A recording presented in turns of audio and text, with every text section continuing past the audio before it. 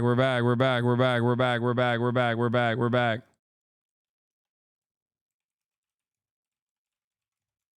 Okay. That was fucking annoying. Wow. Once again.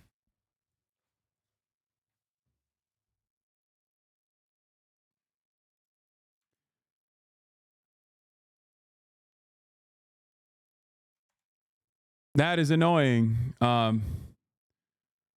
Why does it take so long to actively restart my internet? It has to do a new session. Spectrum strikes again.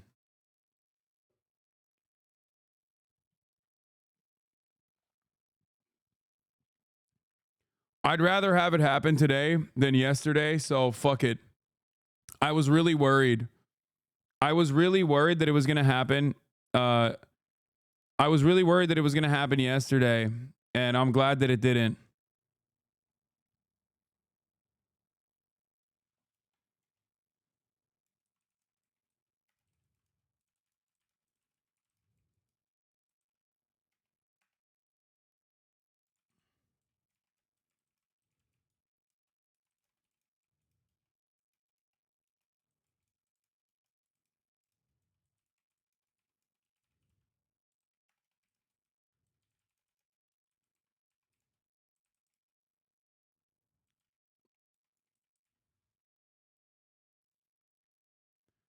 Back to the Bernie bros.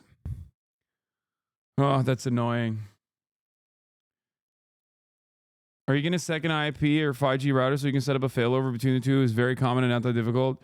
The problem is in the area that I'm in is it is like somewhat difficult, as in it's cooked. Like there isn't any good alternatives out there, unfortunately.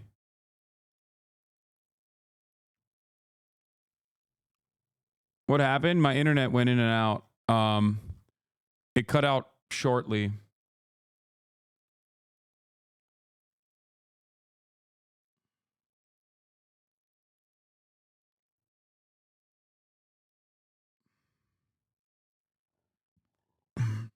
Did your internet grab a double-double? We've reached a point of lib conspiracies. Let's see what this is. Let me also point out something more strange, which has been happening at the same time and hasn't had as much attention.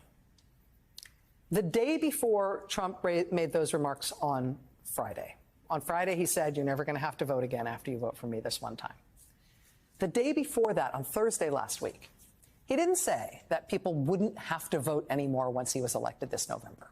No, the day before that, on Thursday, he told his supporters, not that they're not going to have to vote again, but that they don't have to vote this time. What is happening? Like, what is the reason for this?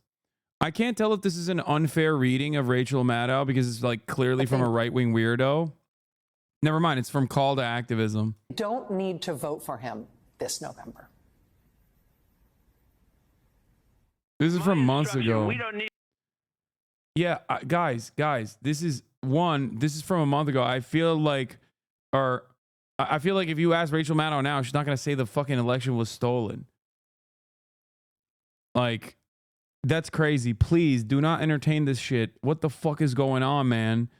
What is happening? What is happening? I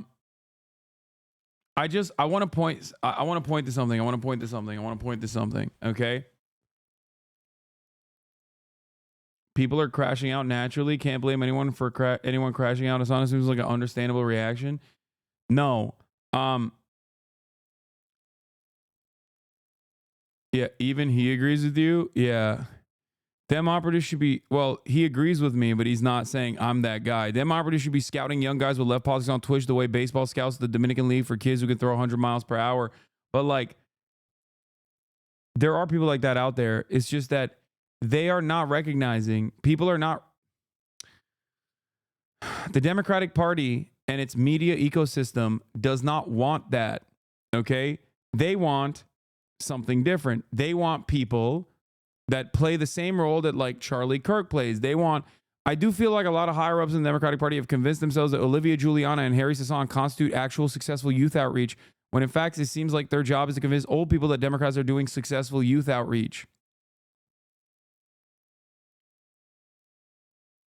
That's the issue.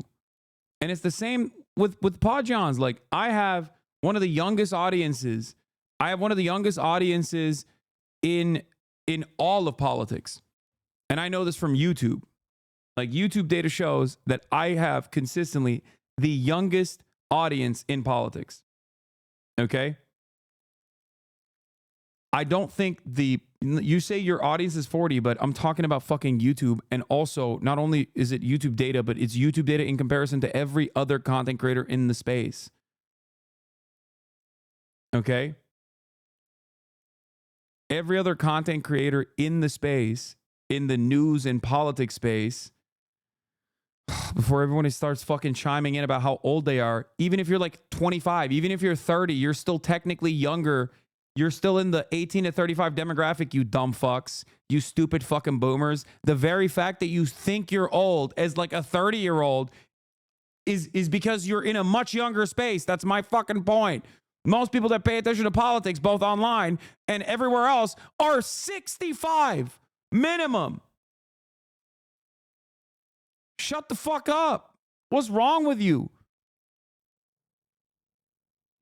Look at the average age group for Fox News's television audience is like 78 is the most common age.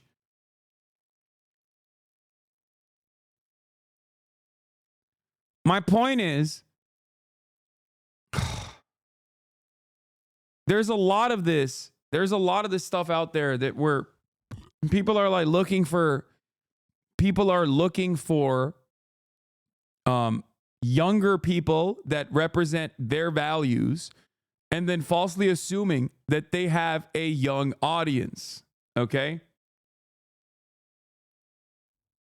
That's the issue. The issue is, yeah, Charlie Kirk plays that role for the right to an extent, but he represents an actual media ecosystem on the right that doesn't really exist on the center/left. The point I'm trying to make is, Democrats have issues with the message that comes from someone like myself. They are directly at ideological odds with what I represent, with what this community represents. Okay? Whereas the Republicans lucked in, okay? The Republicans lucked into a media environment beyond the freaks. Like, the Ben Shapiro audience is not young. The Charlie Kirk audience is not young. But the Aiden Ross audience is young. The Theo Vaughn audience is young. The Joe Rogan audience is broad. There's older people in there, but there's younger people in there as well. And what a lot of people don't understand in the Democratic Party is that, and in the media space, is that these guys who are like adjacent to right-wing content creators who often churn out like silly stuff and can't be packaged specifically as like right-wing or left-wing, a lot of those guys that do have young audiences are constantly aligning and constantly doing podcasts, constantly collaborating with other people who also are inherently right-wing. Like, you got Nelk Boys having Ben Shapiro on, right? There is no equivalent like broader media ecosystem on the left. And on top of that, there is no direct line of communication between someone like myself and like a CNN or an MSNBC, with the obvious exceptions of like, you know, Chris Hayes at MSNBC is a HasnAbi head, or you got, you know, Donnie and some other content creators or some other journalists that are fans of mine or friends of mine. Like, those are direct relationships that I've cultivated. And even then, the broader media ecosystem on the left or center left, liberal left, whatever you want to call it, is not unified. And they're not even unified with the fucking Podjons. And the reality is, The Pajans came from Obama. Like, they were literally Obama's fucking speechwriters, and even they barely get play in mainstream news. Think about that. And it's not like those guys are at odds with the Democratic Party at all. So there's definitely a lack of communication within the liberal left media ecosystem. And I think part of that also comes from the fact that the Democratic Party is at odds with big chunks of the base. The Democratic Party's base is also diverse, representing different values, right? It's supposed to be a big tent party. Now, the issue is they also actively shut out certain aspects of that tent, massive chunks of that tent, because they're fearful that if they gain more prominence, people like myself gain more prominence, there's going to be a whole lot more Bernie Sanders style candidates out there, and they don't want to contend with that reality. They don't want to deal with that reality. So unless the Democratic Party changes their attitude overall and changes their reliance on the like neoliberal ideological agenda that they have to fucking constantly push for in the most idealistic ways possible, when all signs point to this being an abject failure, unless they do that, they're cooked. And they're never going to be able to recreate the same media ecosystem that the right has, because the right doesn't give a shit. Okay? They don't care that Theo Von has Bernie Sanders on one week and then has Donald Trump on the next week. Okay? Nobody on the right is like, Theo, you fucking piece of shit. You're so goddamn woke. Fuck you. They're like, hell yeah, they had Donald Trump on. That's amazing. There's no such equivalent in the left-wing circuits anyway. Like, I talked about having Bradley Martin on in a little bit to talk to him about his like Trump support. I'm obviously at odds with him, even though I respect his size. He's 260, brother. I've known him for years. And even when I said I want to talk to him, half the chat was like, what the fuck are you talking to Bradley Martin? Like, that's the problem. You guys are dumb as fuck as well. Even you in here, you're dumb as fuck too. You don't understand how any of this shit works. And you immediately, actively advocate against your best interest. There's no way to like, there's no charitability even a little bit. And what I mean by this is charitability for someone like Bradley is not the same as charitability for someone like Charlie Kirk. That's actively a reactionary professional commentator and not someone who might have been duped by reactionary professional political commentary. That's the difference. But you don't see that. You think every single fucking person is like secretly invested in upholding the values of the Fourth Reich or some shit for marginal differences. So there's that issue as well. And that actually actively shuts off other massive communities from ever interacting with this one. So there's that issue as well. So there's many different issues. But all of these issues combined is the reason why there's no such left-wing media equivalent. Okay? Hasan, you better start grifting right before Uncle Dom finds out about you. Don't worry, brother. Hell yeah. That's why I'm going to have Bradley on and be like, I love Donald Trump.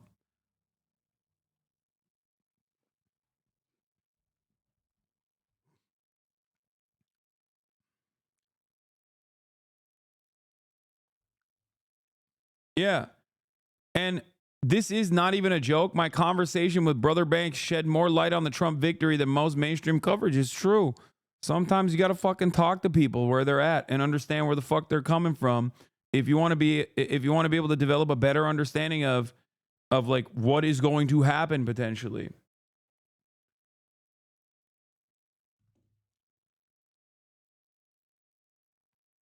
All right.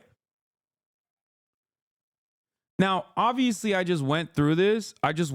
Conversation. It doesn't fucking matter. Every single person just went, oop, in through one ear, out through the other. The moment fucking I talk to another person that has controversial takes or opinions that you don't agree with, you're going to fucking treat it like it's Nazi Germany alive and well in the HasnAbi broadcast. Many mini think pieces will be written in the chat. Essays will be conducted. Eventually, you'll find out that maybe I wasn't wrong. Anyway.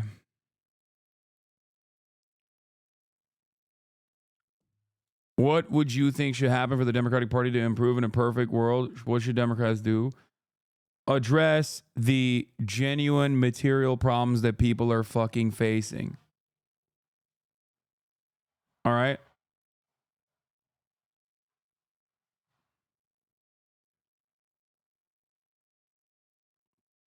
That's it.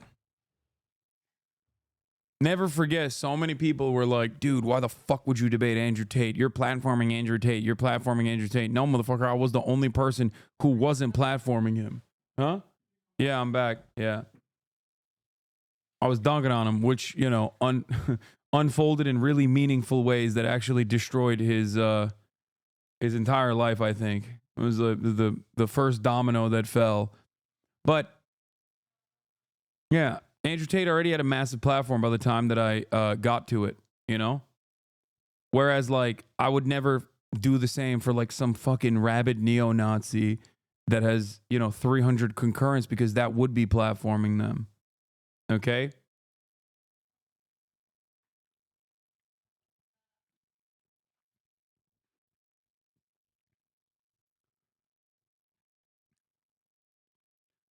Talk to other leftists, not Trump supporters. There's no point. They don't go for a little. See, this is what I'm seeing. Why are you trying to be buddy with Trumpism? Like, this dude literally didn't hear a single damn thing I just said. Like, straight up, did not hear a single damn thing that came out of my mouth. Like, remember when I said in through one ear, out through the other? There it is. Brother, there's no point in fraternizing with bigots is a funny fucking take to have when you got Donald Trump winning the motherfucking popular vote. Okay? You're living in it, big dog. It's time to fucking figure that shit out. It's time to at least, you know, try to contend with where this is coming from and try to speak reason to not only these people, but also the people that follow them and love them. Okay? Fuck. Perhaps I know a little bit more about the situation than you do. I don't know. Maybe. Maybe my 10 fucking years of doing this and developing a fucking platform over it has been, you know, not the worst thing.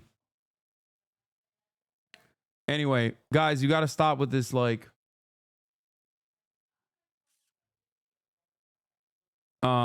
there's there's no, please do not entertain these fucking weird conspiracies about the election being stolen. I don't want to see that in this chat. Okay? I don't like it. I don't want to see that in this chat. This is not a community where we let that kind of misinformation sling. The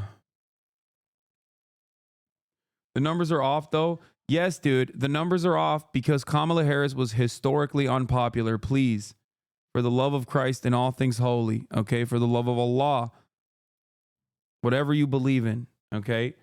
Recognize that, you know, Kamala Harris lost. She ran a dog shit campaign. She fucking lost.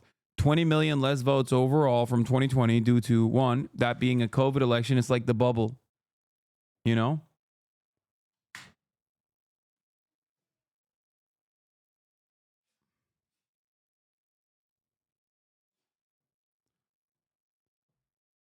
Anyway.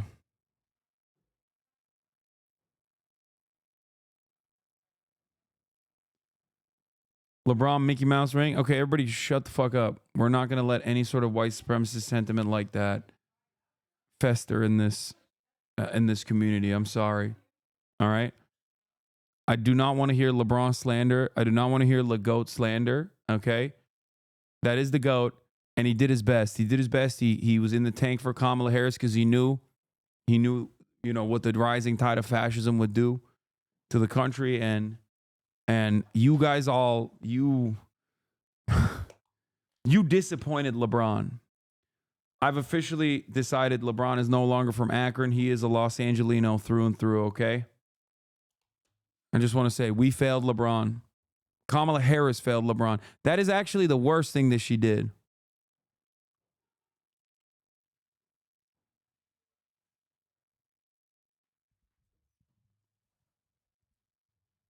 It wasn't necessarily that she lost to a right-wing fascist charlatan who had lost his sauce way worse than 2016. And she lost in a worse way than Hillary Clinton even did. That was bad. But some things are unfathomable. Disappointing LeBron James. Okay?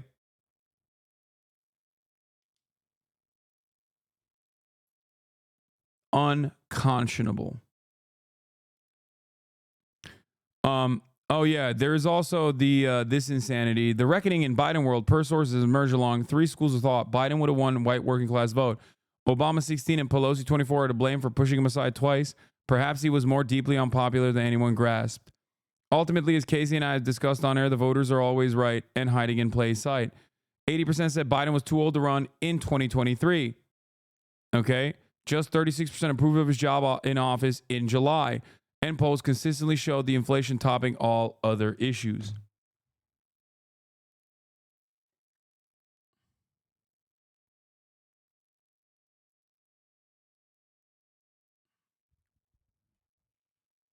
Can you say hi, Sophie, so my wife thinks we're friends? Thank you. So me and your wife? Hi, Sophie.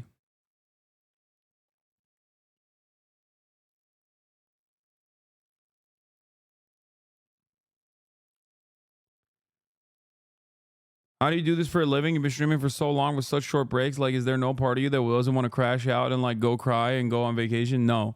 I love this shit. I live for this shit. I'm in here in the off season, okay? You might be in here because the election just happened. I'm here every damn day. And the reason why I'm in here every damn day is because not only do I love my community, but I also love what I do. I'm the most fortunate person on the fucking planet, okay? Not a day goes by where I don't remind myself of that. When I first started on this platform, I never thought that I would get to the position that I got to. Like, one of the largest content creators on the platform across the board was unimaginable. Do you understand? Unimaginable. Without compromising my values, especially. Also because it's your job, lol. Yeah, but like, I could just fucking farm subs and max out on ads and do, I don't know, 5 hours a day, 5 days a week instead of 10 hours a day, 7 days a week. Max out on fucking advertisers and shit. I don't do any of that. And the reason for why I don't do any of that, and the reason why I show up every single day, is because I get a tremendous amount of emotional fulfillment from this. I get it because if I can convince one person that has maybe, let's say, transphobic views, if I could just walk them off that cliff of transphobia, then I've done my job. If I can convince one person that is homophobic to not be homophobic, I've done my job. A person with like racist associations to be anti-racist, I've done my job. And I think the way that this community has grown over the course of many, many years speaks to that, where I try to lead by empathy. I try to be understanding. I try to be understanding of where people are coming from. I try to match the energy of the people that, come in here with charitability.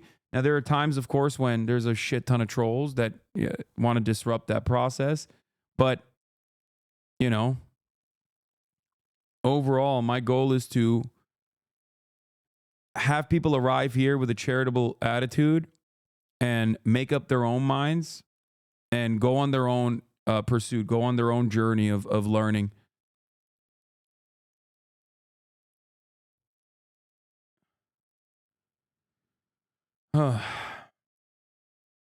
That's also part of the reason why I yell at you guys quite a bit. Iran hawk to lead Trump's transition. Nice. Last week, Trump was posturing as an anti-war dove to Muslim voters in Dearborn, Michigan. Today's revealed that one of DC's veteran Iran hawks, Brian Hook, will be leading the transition team for Trump's State Department. He's peaceful dove, dude. What now?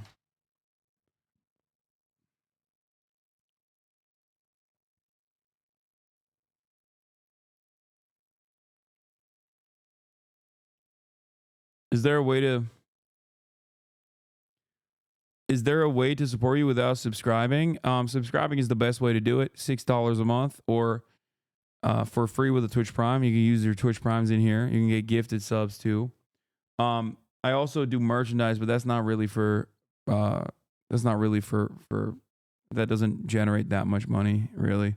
But you can buy cool merchandise.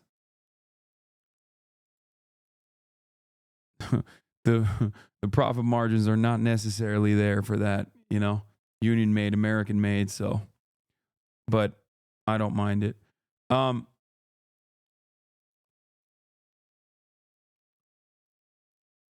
a sincere note, you've given me several great counter talking points. I've talked to normies who are racist, transphobic, anti-choice and been able to make them reconsider their positions. You truly have a ripple effect that not many people see. Yeah, that's another great way to support me as well, is by supporting yourselves, supporting others. And, the reason why I talk about this stuff in the way that I do is so that you also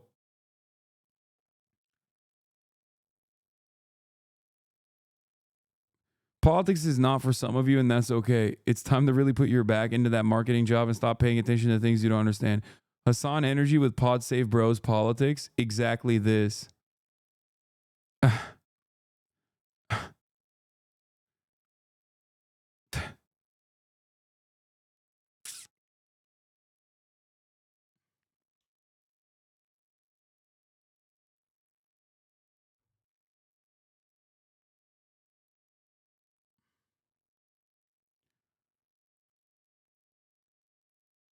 Anyway, my goal also is to, help you help yourself.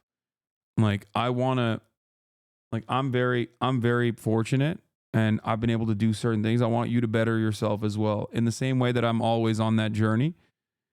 And I think that's important. That's why I talked about that quite a bit in the beginning of the broadcast, where I was talking about like going out and working out this morning, right? In order to feel a semblance of normalcy, but more importantly, to be able to control yourself, to control your life, because you still have control over your life, even though things are happening at the state level that you have no control over. Yeah. Yeah. White men without college degrees are going to ruin this country. Genuinely, if you're a political professional or a strategist and this kind of thing is all you have to offer today, give up, do something else. You're not interested in winning, and it's whatever. Politics isn't for everybody. That's fine. Other folks can take it from here. Like it's not like white men without college degrees is a hotbed for reactionary sentiment. But if you are a Dem strategist, if you're a political operative like Ali Samarco is, you can't fucking say that. You need to address that. You need to literally actively work to separate these young white men from reactionary politics. You need to look at it and go, what is the problem here? How is this happening? How do we fix it? How do we bring them back to the Democratic Party's coalition? How do we make a case that we are interested in their best interest? We're there with them. We see them. We recognize that they are experiencing pain and maybe a sense of entitlement, certainly as well. But like, how do we make a convincing argument? How do we make a convincing argument that causes people to change their position? Like, this is, it's kind of silly. Anyway.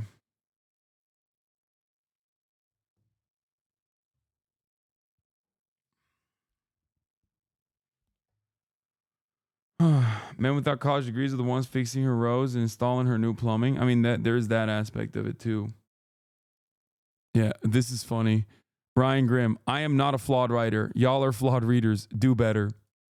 It is important that nothing be learned from this. Kamala Harris was not a flawed candidate. America is a flawed country. 62,000 likes.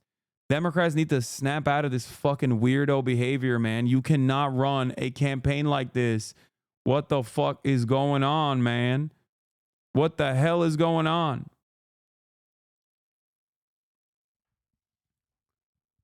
Like they just immediately went back to the Hillary Clinton route after 2016 and just went, is it us that's wrong? Nah, it's the voters.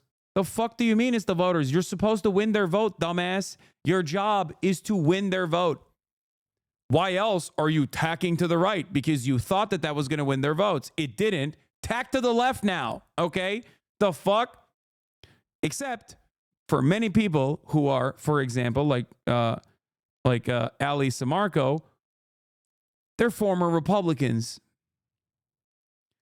And when they're former Republicans that are now working for the Democratic Party, feels like they, didn't fully transition to the Democratic Party, or the values of the Democratic Party's base demands from the Democratic Party politicians. So they just kind of motivate the Democratic Party in the direction that they think is good. Does that make sense?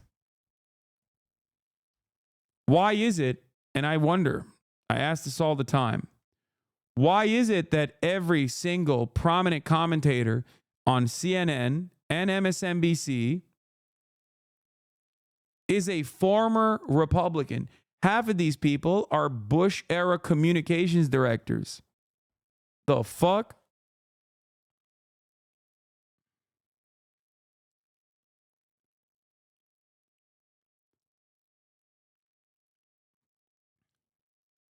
Nobody is saying that America is not a sexist or racist nation. It would be delusional to say such a thing. I don't agree with the sentiment that America is not a racist or sexist nation. Of course it is. So what's the solution? We just don't have any black women in power? What the fuck? I don't give a fuck what someone's background is. I care about their policies. I said this years ago, and I've repeated it time and time again. Diversity politics for the sake of diversity in and of itself, or representational politics for the sake of representation without addressing any of the other underlying circumstances, is silly. It's nothing, okay? Usually, you want a black person in a position of power because of all of the lived experience that they've had and the personal understanding that they have of white supremacy and its most nefarious ways in which, or its insidious ways in which it dominates people's lives without people even recognizing it.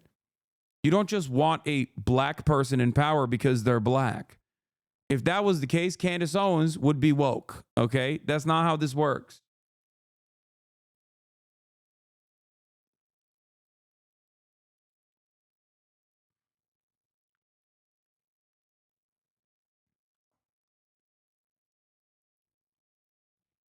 Candace Owens. Oh.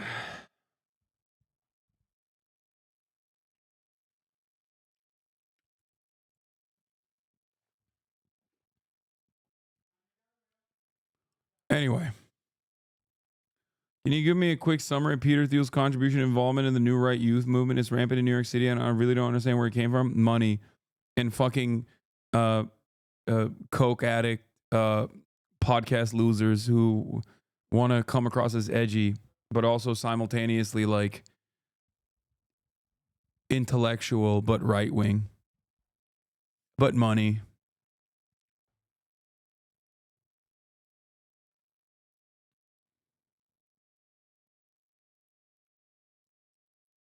People aren't really having conversations, but just regurgitating what their ideological daddies tell them and put no critical thought into what they say. Everybody turned into mini debate lords post-Trump, and the right's grip on the podcast world better equips the right to defend shameful perspectives when talking to normies. Yeah. Well, that's also because I said this in 2019. Trump has a chance of defeating Joe Biden. But worse than that, even if Joe Biden wins, I think we go back to business as usual politics here in America. And next time around, it's not going to be Donald Trump. It's actually going to be an ideological. I'm once again asking why you don't support BDS. The fuck? The fuck are you talking about? Of course I support BDS, dumbass. Logically minded fascist, not a proto-fascist who kind of succeeded somehow and fooled Americans for long enough to get into a position of power, but an actual terrifying leader. Oh my goodness. Yeah. In this situation, I was I was right, but I didn't think that Donald Trump would run again after losing, and then become the actual fucking ideological fascist that he actually is now, surrounded by sycophants too.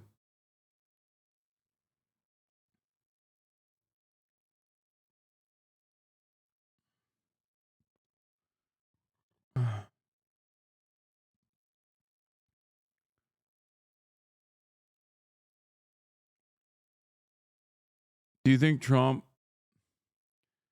would successfully negotiate a ceasefire deal? I don't know. I don't think so. I think he wants to sick Israel on Iran and let Israel do whatever the fuck it wants. But who knows? Maybe in order to get that, Benjamin Netanyahu in the interim will give him a nice little fucking layup to make him go along with the I'm the peaceful dove candidate and stop the pain in Gaza for a brief moment, only to fucking accelerate in the West Bank a couple years down the line, or only to deliver that smoke directly to Iran.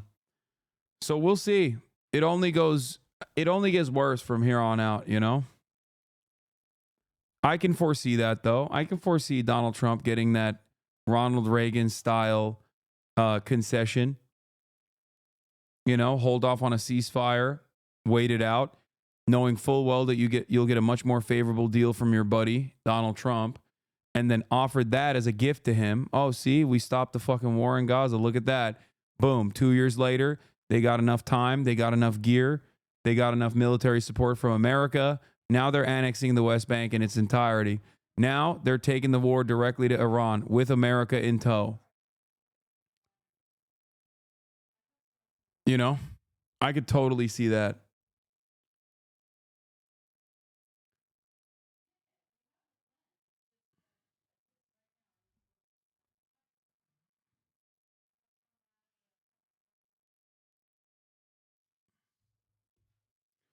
Odds of a nuclear acceleration of Ukraine, Gaza, Iran with a new admin. I don't know about that. I mean, I don't know. I just don't know what the likelihood is. What are your thoughts on what's going to happen to women with reproductive rights? What will happen to women in terms of reproductive rights is not good. I mean, there's no stopping the fucking Trump train. You know what I'm saying? Here, let me play this Whoopi Goldberg crying clip while I go pee for you, okay? Or actually, this is even better. Let me play the mass deportation policies of Trump real quick. If you cut all of these people out Bradley. of the population, there will be certain jobs that just will go unfilled. And as those jobs go unfilled, the firms that are trying to hire there, the companies, the businesses, many of them small businesses, they won't raise their prices or adjust their prices and stay in business. They'll just go out of business. And if they have Americans who are working there as well, and which you'll find was very common, those Americans will lose their job too. One recent study found that for every 500,000 undocumented immigrants deported, 44,000 Americans lose their jobs. But beyond that, you're also looking at the fact that undocumented immigrants work in a lot of the fields that help America thrive. You know, 1 in 7 people who work in the entire construction industry, everything from day laborers all the way up to the CEOs, is undocumented. And in specific trades, that's even higher. 1 in 3 roofers, drywall installers, stucco masons, and ceiling tilers, they are also undocumented. And you think it's hard enough to get a contractor now or to pay for repairs. Imagine if a third of the people doing those jobs suddenly weren't here. The prices would go up and fewer people would be able to access those services. You wouldn't suddenly see a huge increase in Americans taking those jobs. There might be some substitution, but it would not be 100%. Or if it was 100%, that could take decades. And there would be significant economic downsides in the interim.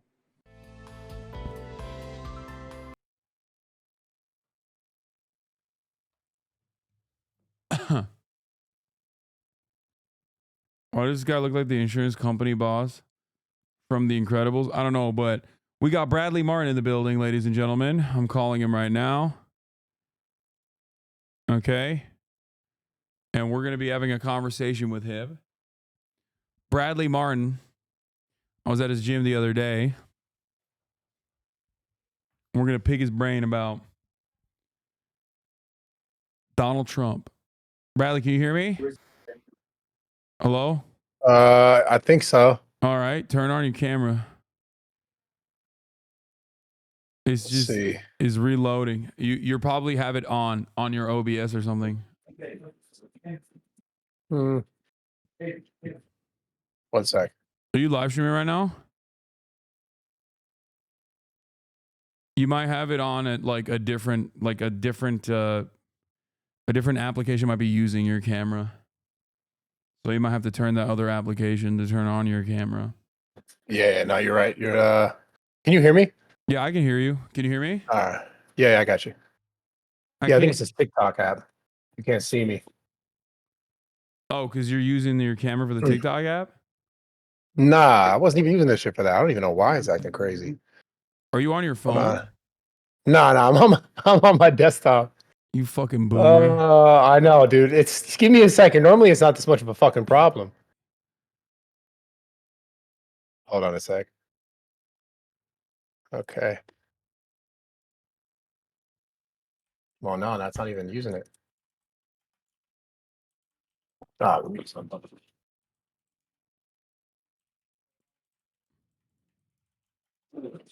Oh my god. You having a good day? You know, it's been an all right day. Not, you know, it's just as any other day. Every day is usually kind of shitty. Oh, I see you now. Yeah. Damn, I didn't know you went full fucking no hair, dude. Yeah. God damn. When are you going to Turkey? Ah, shit. Should probably go soon. Yeah. I mean, I don't know. It doesn't when you buzz it like that, it doesn't make it looks like your hairline is fine. You know what I mean? Yeah, fuck it. I'll Yeah. take that. How much do you weigh right now? Honestly, I'm like 255 right now. I lost my powers. Fucking frail, dude. Oh my god. Why do you have so many Zin containers behind you? What do you mean? I love Zen. I fucking slam those bad boys daily. Yeah, look at us relating, bro. Wait, so you're no longer relating. You're no longer 260. You're looking kind of fucking frail right now. Dog, come on. How much you weigh, bro? I've lost so much weight since the last time you saw me. I'm fucking 225 pounds actually. Oh yeah, that's small. You'll be good though. I was at your gym mogging people, dude. I was fucking showing my abs and shit. It's almost there. You're definitely tall. I don't know about mogging people. No, I was mogging him, dude. People were like, damn, this guy's brolic. This guy's fucking yacked out of his goddamn mind. Yacked to the fucking gills. They were like, they were reconsidering their Trump support, which is, you know, which brings us to our main point of contention. You wanted to talk to me about supporting Donald Trump. I saw you tweet about how Kamala is not going on Joe Rogan, and that's all you need to know about that. That's what you said, something like that. Something ominous. Yeah, why didn't you go on it? Why do you think? I think for two reasons. One, because I don't think she's capable of like having the same telegenic energy that Donald Trump has for fucking 3 hours. Yeah. And I think that was probably a big concern. And then I guess like another concern probably was that, like, you know, Joe Rogan did endorse Donald Trump at the end of it. And she probably thought that it was going to be hostile territory in the way that, like, not in the way that it was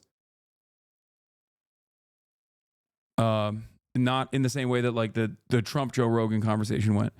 You don't think he would ask her objective enough questions? You thought he would attack her? No, I'm not saying that. I'm saying that's the campaign's calculation. I think I said it over and over again. I think that like Kamala Harris, like Joe Rogan, I think is a chameleon in many respects. Like that's why he's a good interviewer. That's why people like him. Unless you touch on, and I say this as like a former massive Joe Rogan stan, right? I have his fucking mug and everything. I met him in 2016. He probably doesn't remember. We had like a 3-hour conversation back when he was a TYT fan. But I think unless you broach 3 subjects, Joe Rogan is going to be very nice to you, right? You can't come at him and be like, I don't like weed. I don't fuck with weed, because he's going to get all debate mode on you if you say some shit like that. Or COVID, right? Those are like the 2 major things. Or I guess like trans women in sports too. Like those are the 3 things. Outside of those 3 things, you can talk to Joe Rogan about anything and he's going to be the nicest guy to you. Like you could have like a radical, you could have someone from like Hezbollah talk to fucking Joe Rogan and he'd be talking about how Shia Islam is the real way, the real method, you know? Like he will always be very conciliatory in conversations. But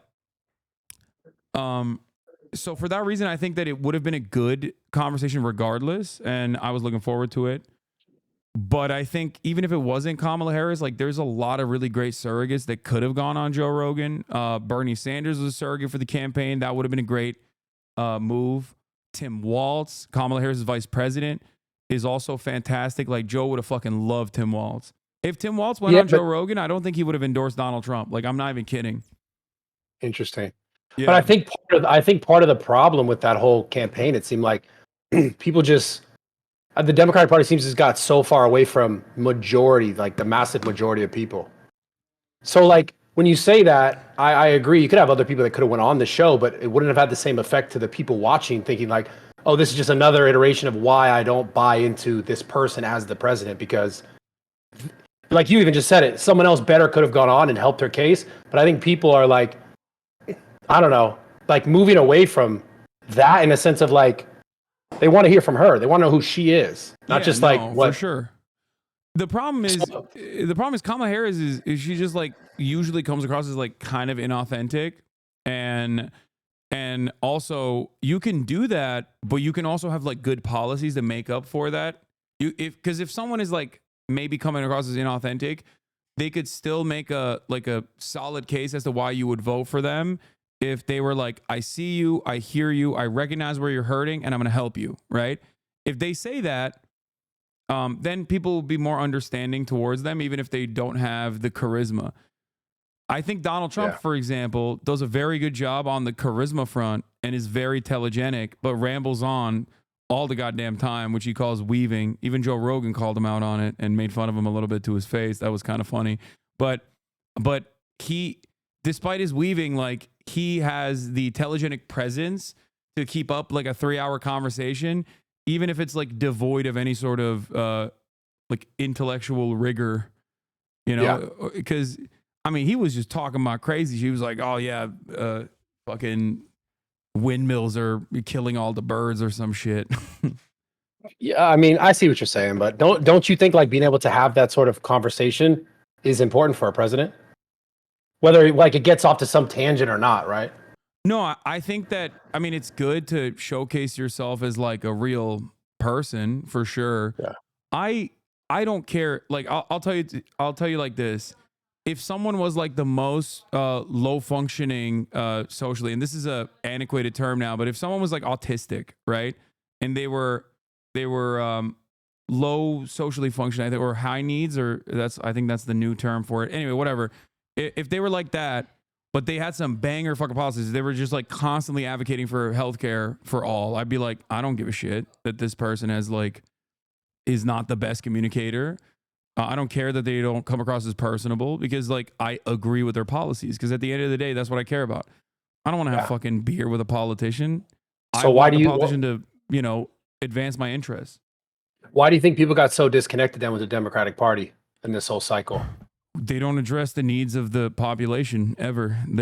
I think that there is an idea within the Democratic Party where they personally think that, you know, we just have to keep defending these institutions on the principle that they must exist at a time when a lot of people are suffering. A lot of, wage growth has not outpaced inflation, right? So now the amount of money you have in your pocket buys less shit. So if you're experiencing that, you don't give a fuck about the institutions. You know what I mean? Oh, wow, I can't believe we have to defend civility. Like, who gives a fuck? I'm burning. My wallet's burning. I don't give a shit. So I think that was a major problem with the Democratic Party, like not directly addressing the issues that people were experiencing. They could have communicated it better, because like at the end of the day, there was a global pandemic, right? The global pandemic disrupted supply chains that were already pretty fragile due to, you know, profit motives that were slated to be devastated with like any kind of change, any kind of shift. But this was a massive, massive disaster that caused a global inflation crisis. And all things considered, the American government, I think, in comparison to like our European counterparts, did a better job overall, but that's still not enough. And even if it wasn't for the inflation or the economy rebounding, as you know, nerds like to fucking talk about all the goddamn time, people were still angry in 2016 and there was no fucking COVID. You know what I mean? People were so angry in 2016 that they said fuck you to Hillary Clinton and voted for Donald Trump the first time. So they just refuse to recognize that. Like a lot of people, I think that I talked to, and I talked to campaign staffers, I talked to people in DC in private conversations, and I used to think like they're just cynically serving the same corporate masses as the Republican Party cynically serves. And I am shocked when I come to the recognition that, nah, they're just in a fucking bubble. They only talk to lobbyists. And this is the same for the Republicans too, mind you. But they only talk to lobbyists, and their worldview is just like so far removed from the pain that that Americans in the Rust Belt are facing, Americans all around the country are facing in general. So that's the issue. There's a crisis in communication, and there's no interest in like addressing the underlying material harm that people are subjected to.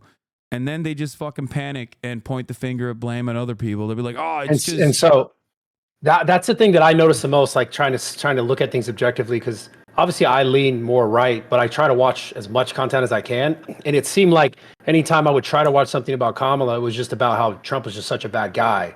And for whatever reason. To be fair, Trump is a bad guy. I do believe that. That's the other thing, right? I think Donald Trump is not a good person. I think he is a bad guy in like the most... Question though. Do you think anyone is a good person in politics, actually? I like Bernie. I don't agree with him all the time, but I still like him.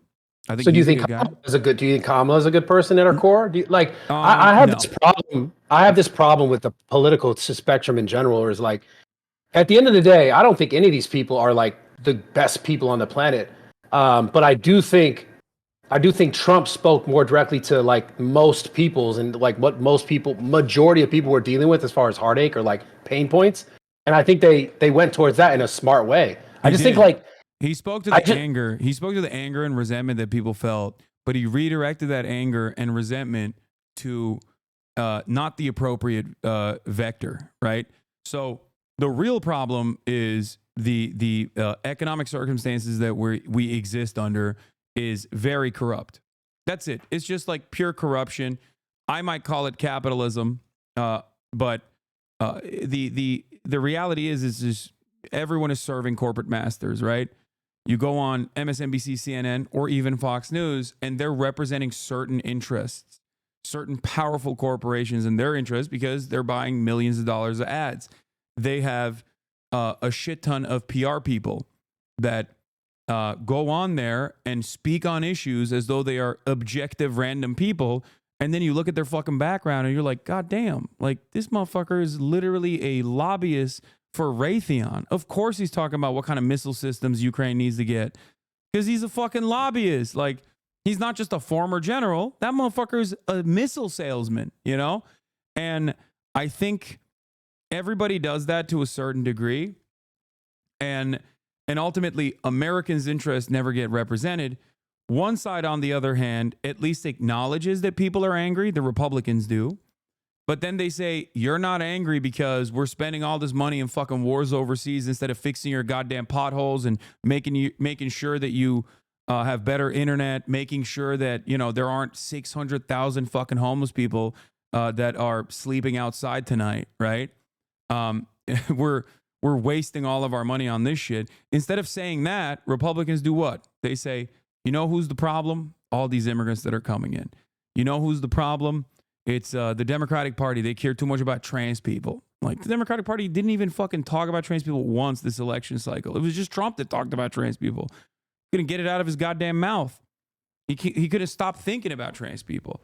So ultimately, it's like the problem. Like trans people, what are you talking about? Trans people in sports?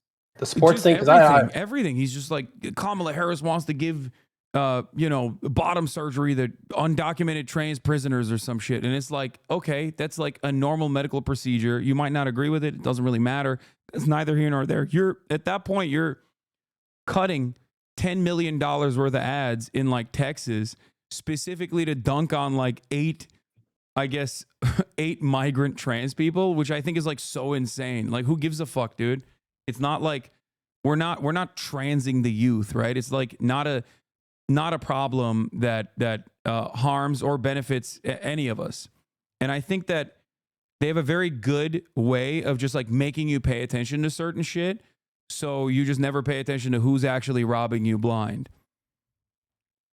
Well, there is definitely something to say as far as because I asked this question. I did the pod with Matt Walsh recently on Full Send, and I asked him somewhere towards the end of the pod, does this ever really change, no matter what hand it is, left or right hand, and no matter what is the candidate, who is the candidate, doesn't matter. Does the United States ever really ultimately change? Because it seems like we're talking about an overarching thing that is just innate in humans, which is like a sense of greed and wanting more for themselves versus another person. Because like, are we ever going to make humans not want more than the next person so much more that they're willing to do whatever it takes, whether it's start a war or be involved in a war or to fund a war? Do you ever think we actually avoid being in that case, or is that just too ingrained in what the United States has become as far as I its don't power? think it's in our DNA just as much as like it's assuming that selfishness and greed is inherent to human nature is especially under the current order of business is forgetting that like so much of mankind existed without capitalism, but beyond that, right now there is still so much peer-to-peer collaboration that we just take for granted. You have families, you have communities, right? Like you have people that are constantly collaborating with one another, and it's not always on the virtue of greed. It's not always on the basis of greed and wanting more. People just do shit for one another. It's not our natural state is not to always be in a state of conflict. Our natural state actually is just as conciliatory with one another as it is directly adversarial to one another. We just live under a system that makes it seem like it's zero sum and that it's we got to constantly dominate other people. And I think that's the sad state of affairs, and both parties certainly contribute to that.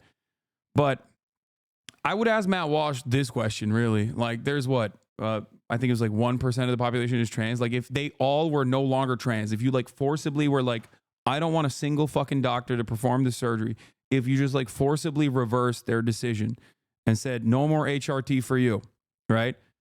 And as people who have both taken different kinds of HRT, yourself and myself, I think we don't exactly have that much of a problem with people doing hormone replacement, right? Like I take minoxidil, which is a DHT blocker.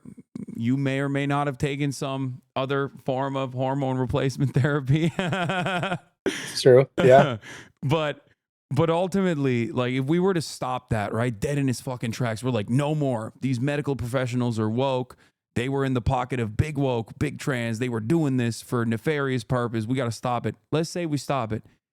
Did you put more money on your table? Did you put more money in your pocket? More food on your table? Did you get a better means of shelter? Did we actually solve the homelessness crisis? No, it's a fucking simple distraction.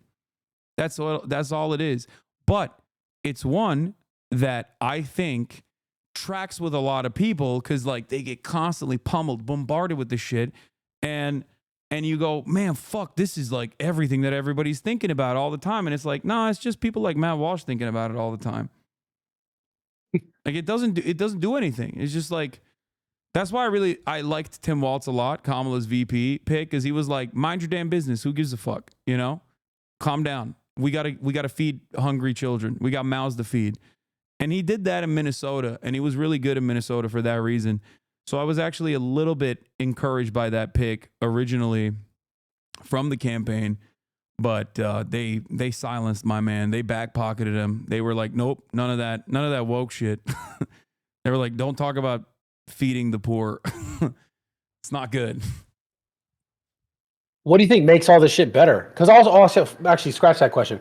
I'm curious about since the announcement, everyone's saying they're losing their rights. What's going on with this? Who's losing their rights? What rights are being taken away? The rights stuff is, it's pretty valid. So Donald Trump, when he was in office, he appointed 3 Supreme Court justices. They all went in front of Congress, right? Because they do like these judicial hearings in the Senate Judicial Committee.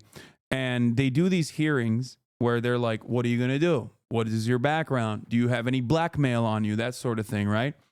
And in that process, all 3 of them actually lied to not only the American public, but to everyone in Congress, where all 3 of them said that Roe v. Wade was the super precedent, law of the land, we're not changing it. Now, the reason why they said that was because Roe v. Wade was incredibly popular, 75% support historically.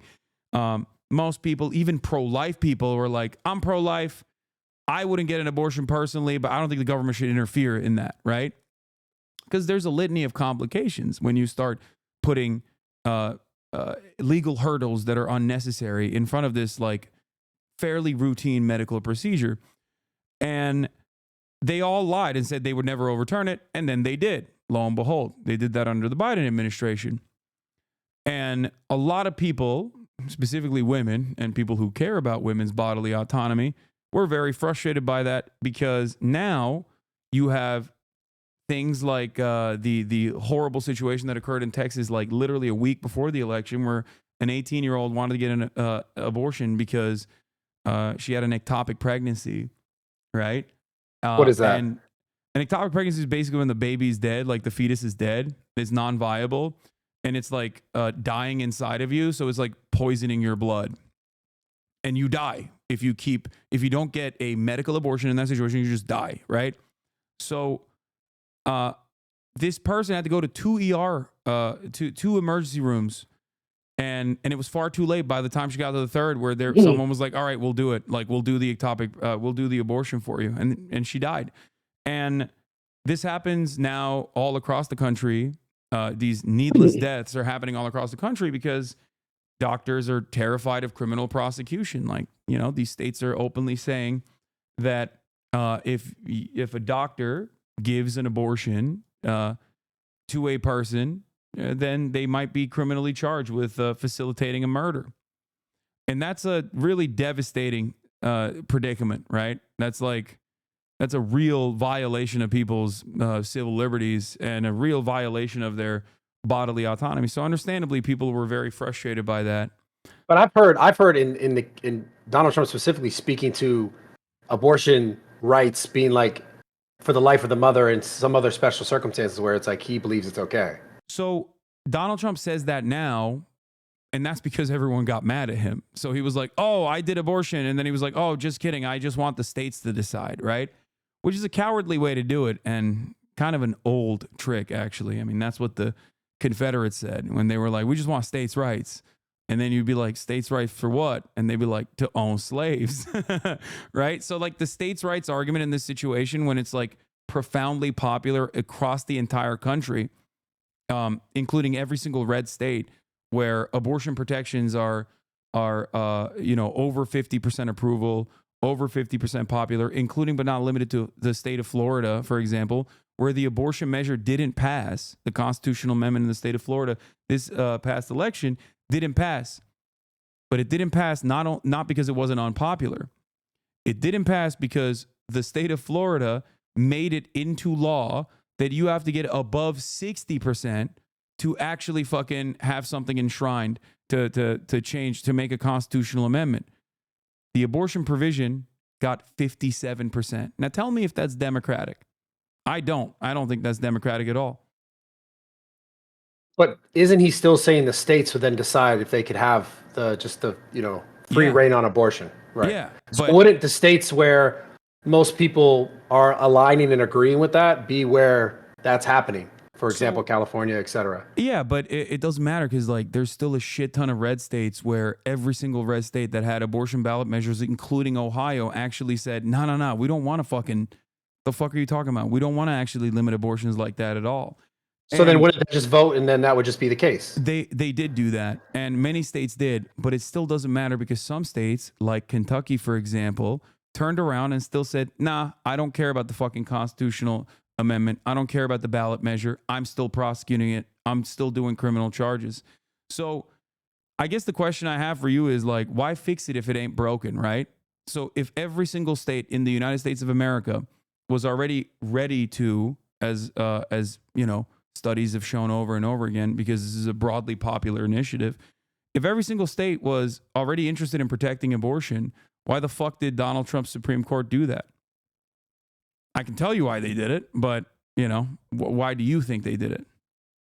If every state was already, well, then wouldn't that just be the answer moving forward, that's what would happen, is what I'm saying. Because what I understand is...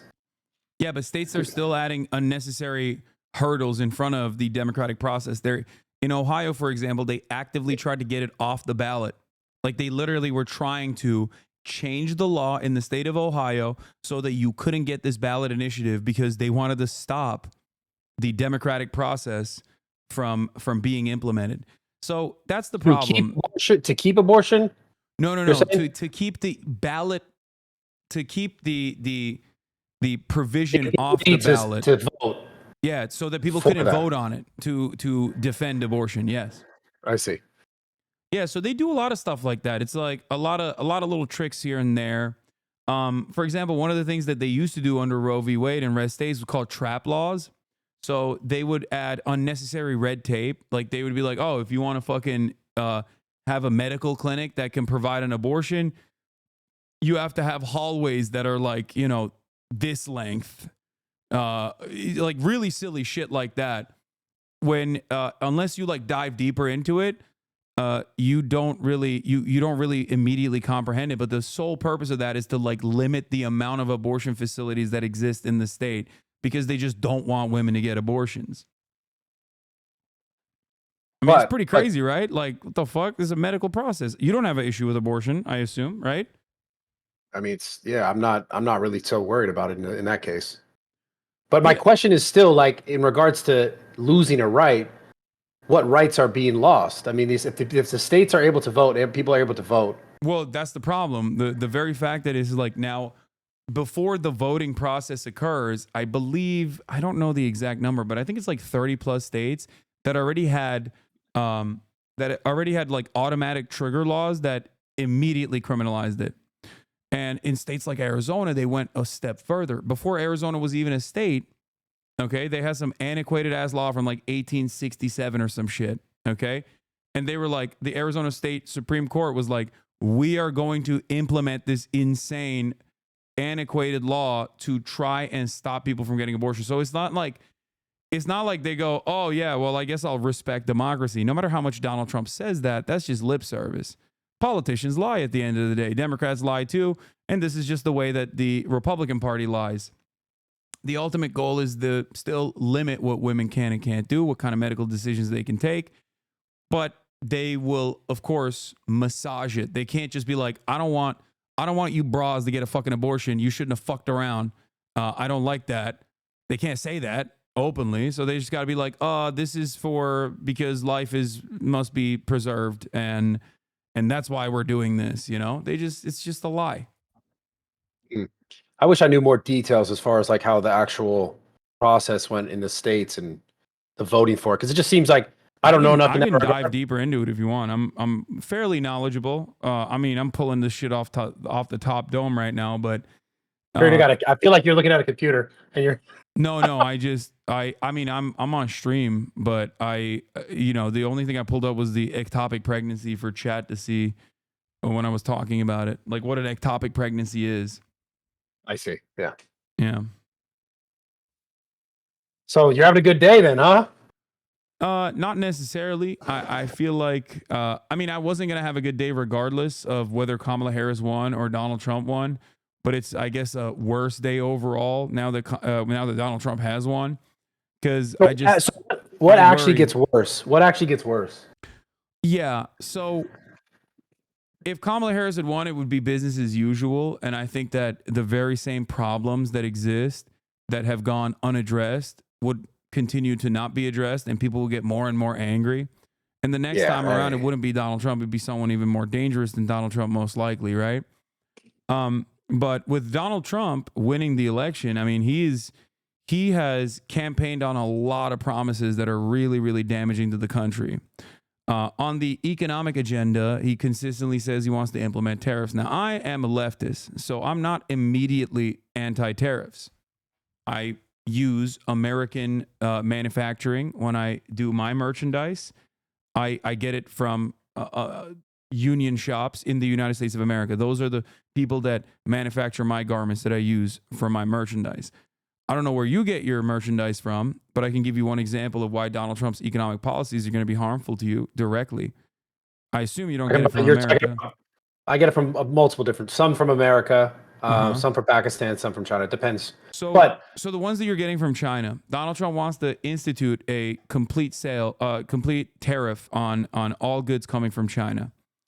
So the way tariffs work, and I don't know if you've ever, I don't know if you ever broached in this territory at all, but like the way tariffs work is that it doesn't actually harm the Chinese manufacturers because they're not paying for it. It's basically a entry tax that you, when you're purchasing those goods from China, are going to be paying for it. Now all of a sudden, that harms your bottom line. That harms your profit margins. Is it that simple though? Yeah. I don't think it is. I don't think it's that straightforward. No, tariffs are pretty cut and dry. It's just basically when you say you're implementing a tariff, all the goods that you're purchasing from the country that has a tariff, or all whatever the goods are that have tariffs on them, you at the point of entry have to pay a fee, the additional fee. You're paying the tariff as an American. So you don't think that there is then any need or competition that could be created in this scenario where, let's say, for example, now because as a business buying products overseas, it's too expensive, so I don't buy it there. You don't think there's any sort of initiative for example, China, right? For China to compete in a manufacturing area, which is the world, and mainly sending products to the United States. You don't think there's any initiative for the Chinese government to subsidize those companies so that they are able to continue business here overall? No. They haven't done that. They usually just institute a trade war. They did this with soybeans, where they were like, "Oh yeah, you're slapping tariffs on steel that is coming from China. Okay, we're doing it on." Like, it just basically kickstarts the process of trade wars. Now, what is supposed to happen, what tariffs are for, is trade protectionism. So, like, that's the reason why I said I'm not immediately anti-tariff, right? Let's say you have a dormant manufacturing business, or a sector that you actually have the raw material for here in the United States of America, but American manufacturers have decided that it's much cheaper to get it from China instead. Okay. But you got all these jobs, you got all these facilities, and you got all this raw material that's ready to go, ready to rip, right? In that circumstance, it makes sense because your goal there is to shut off Chinese goods from being imported so that American manufacturing thrives. That means more American jobs, higher paying jobs overall. That'll still have an inflationary effect, certainly, because American manufacturing is going to be more costly. But overall, I think there is an economic benefit to that. Now, instituting a wholesale tariff, on the other hand, from all goods coming from China, when you have no competitive manufacturing industries that will make up for the additional lack of supply, is going to simply make it more costly for the people that are still going to get it from China, and then pay an additional tax to the government. Now, you're going to pay that tariff, and now you still want to maintain your profit margin. So what do? You carry that cost onto the consumer. If the price of the t-shirt when you're purchasing in bulk is like $10, but now you actually have to slap on an additional $5 back, like a kickback to the government, now your bottom line is going to be $15 a pop. So now what do? You raise the cost of the t-shirt by $5. You want to maintain the same profit margins. You still have people that you've hired. You still have salaries that you must pay. So all of a sudden, now for the consumer, that t-shirt is going to be, if it was $15 to begin with, that t-shirt is now going to be $20. That's a $5 increase. That's inflation. It's inflation just because they increase the price, but that's not inflation on people's money, their buying power. I guess it's because it costs more. Inflation is in the cost of this consumer good has gone up. It is inflated. What do you think a better way to do it is? And also too, I don't know enough about this tariff stuff to really speak on it, but I was under the impression that if a country is losing its ability to sell from a specific sort of industry, that it might try to be more competitive with that industry. And I figured like maybe there'd be some sort of fallback or blowback to the country to maintain it within the space, like to be able to continue to compete in that space. Yeah, that's the point. Tariffs are trade protectionist policies, and that's why I said I'm not entirely against tariffs. Yeah. So you just think it's gonna? You think that's not gonna happen at all? They're just gonna cost more for us. What's not going to happen? Do I think that there will be a manufacturing boon for American goods providers? So Yes and no. I don't think that it will cause a manufacturing boom. I think it'll just simply be additional costs that are offset by being carried over to the consumer, and will be inflationary for that. It will be immediately inflationary for that reason. And the reason why is because there's a shit ton of like raw material, for example, that we just have to export, that we just have to get from China. We just don't have it, right? Or refined materials that we have to get from China. And then now you just put on a tariff, and there's no like domestic manufacturing equivalent. Now you're fucked. What are you gonna do? It's a really cynical way, I think, to universalize taxes. It's almost like a flat tax. It's inherently regressive, in the sense that like everyone is going to be paying for it. So I think it's a way to try to generate revenue off of the American working class. And I suspect he's doing that because he wants to cut taxes even further, so that, you know, in order to make up for the additional taxes cut, you got to generate revenue somewhere, and that revenue, I think, will come from Americans paying the additional prices.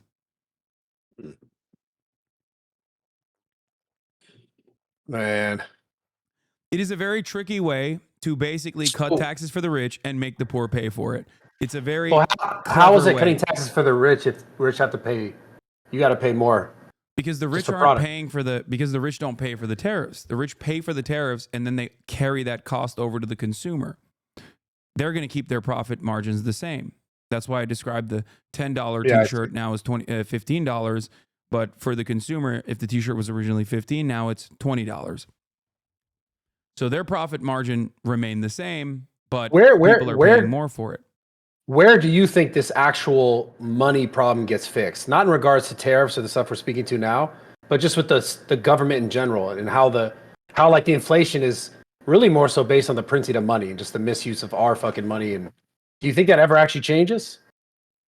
Like, because that's got to be like, if we're talking about the thing that's causing the most inflation is like the printing of fucking money. Obviously, what we're talking about now is like going to cause inflation on the consumer side. But well, like overall, there's two different ways to combat inflation. You have monetary policy and you have fiscal policy. The problem is fiscal policy happens at the legislative level, and a big part of the deflationary mechanism on fiscal policy, monetary policy is just printing money, like you said, right? Fiscal policy, on the other hand, can be inflationary fiscal policy or deflationary fiscal policy. Deflationary fiscal policy would be more taxes. And everybody in America is immediately resistant to that. They fucking hate that. So, and besides that, Congress is always gridlocked. Republicans operate on an obstructionist policy, and they don't even get punished for stopping certain bills from passing. So, and then even lie about bills that they actually never voted for when, like the IRA or whatever, they openly were antagonistic to the IRA, the Inflation Reduction Act, and then that actually secured some funding for their constituencies. So they went back to their constituencies with like, I brought this money to you. They fucking lied. They actually fought against it, and they fought to ensure that more money didn't even go back to their constituents, but then they still took credit for it. So that's just one way that they lie. And another way that they operate is just simply by obstructing and refusing to vote into law anything that could potentially help the American workforce. All right, that didn't answer the question though. I'm saying, what do you think is the thing that is actually going to fix this? Fix what? Like inflation? The government spending bullshit. Well, this is actually one aspect of the Kamala Harris campaign that I agreed with quite a bit. She said that she would utilize pre-existing law in the form of price gouging against some of the worst offenders that unnecessarily increase prices. And she said she would go after grocery chains specifically, right? I think that another way to do that is by tackling commodity production in its entirety. So our agribusiness in the United States of America is heavily subsidized by taxpayers. So we do that in order to keep prices low. But we never actually demand anything in return from our agricultural providers. We never actually demand that they like keep prices actually low or not go above a certain point or even increase supply in times of need. So I think that the American government is giving billions of dollars to these corporations. They might as well demand something in return, which would be to lower prices. Why doesn't that happen? That's a question. I'm just like, does this shit ever actually the reason why it fix? doesn't happen is because when Kamala Harris said, I'm going to tackle price gougers, I'm going to go after people who are, engaging in the act of price gouging, which is to increase the prices unfairly without any sort of quote unquote market conditions. That's a really difficult subject to broach in general. Like, how do you regulate that? But that's besides the point. Just simply saying you're going to do that is good because the fear of that will cause companies to lower their prices and maybe eat away at their profit margins a little bit, which is a good thing. They should do that. But overall, the reason why it doesn't happen is because, well, one, Kamala Harris didn't get elected. And two, I don't even know if she would have pursued that policy, even if she was elected. But if she were to pursue that policy, then you got tens of billions of dollars in the grocery store business, including but not limited to the Walton family, right? That would come after you and probably drone strike your ass for fucking hurting their bottom line. Because, once again, both parties are beholden to their corporate benefactors. They serve the same masters. And so this is what I keep talking about. Does that ever shift? That's what I'm saying when we talked about the greed earlier, just in general. When no matter what party, no matter what person, do you ever really even shift it? Because if it's not this person, it's that person. If it's not that person, it's this person. Then it goes every 4 years. It's a different cycle. It's the same sort of thing, nonstop. Yeah, it doesn't. It only gets worse. And that's how we arrive at the condition that we're in right now, where many people in our generation feel like their future prospects are worse off than the generation that came before them. And there's good reason for that. Cost of housing is completely out of control. It is skyrocketed unimaginably. And people just simply do not feel like they could ever own a home. And there's understandable that they feel that way. They feel like they will never be able to retire. They feel like they never will have even a nest egg to, purchase some luxury commodities, some goods on the side to make themselves feel a little bit better. So, that is the reason why people are struggling right now. That is the reason why people are very angry. Does it get you excited at all that Elon Musk is in the office? You absolutely hate him. I don't like Elon Musk at all because really? I think, remember what I talked about in terms of the billions of dollars of taxpayer funded subsidies that these corporations get? I'm assuming, he's going to get some. Sure. He has been getting some. He's been getting some from the Biden administration. He got some from the Obama administration, and he certainly got some from the Trump administration. As a matter of fact, those billions of dollars of subsidies kept Tesla afloat in times where Tesla was about to be insolvent. Tesla was slated to go bankrupt, but the carbon credit swap scheme that was implemented allowed Tesla to basically sell their carbon credit to offset the carbon credits of American car manufacturers. Doors open. Doors open. 1 second. Sorry.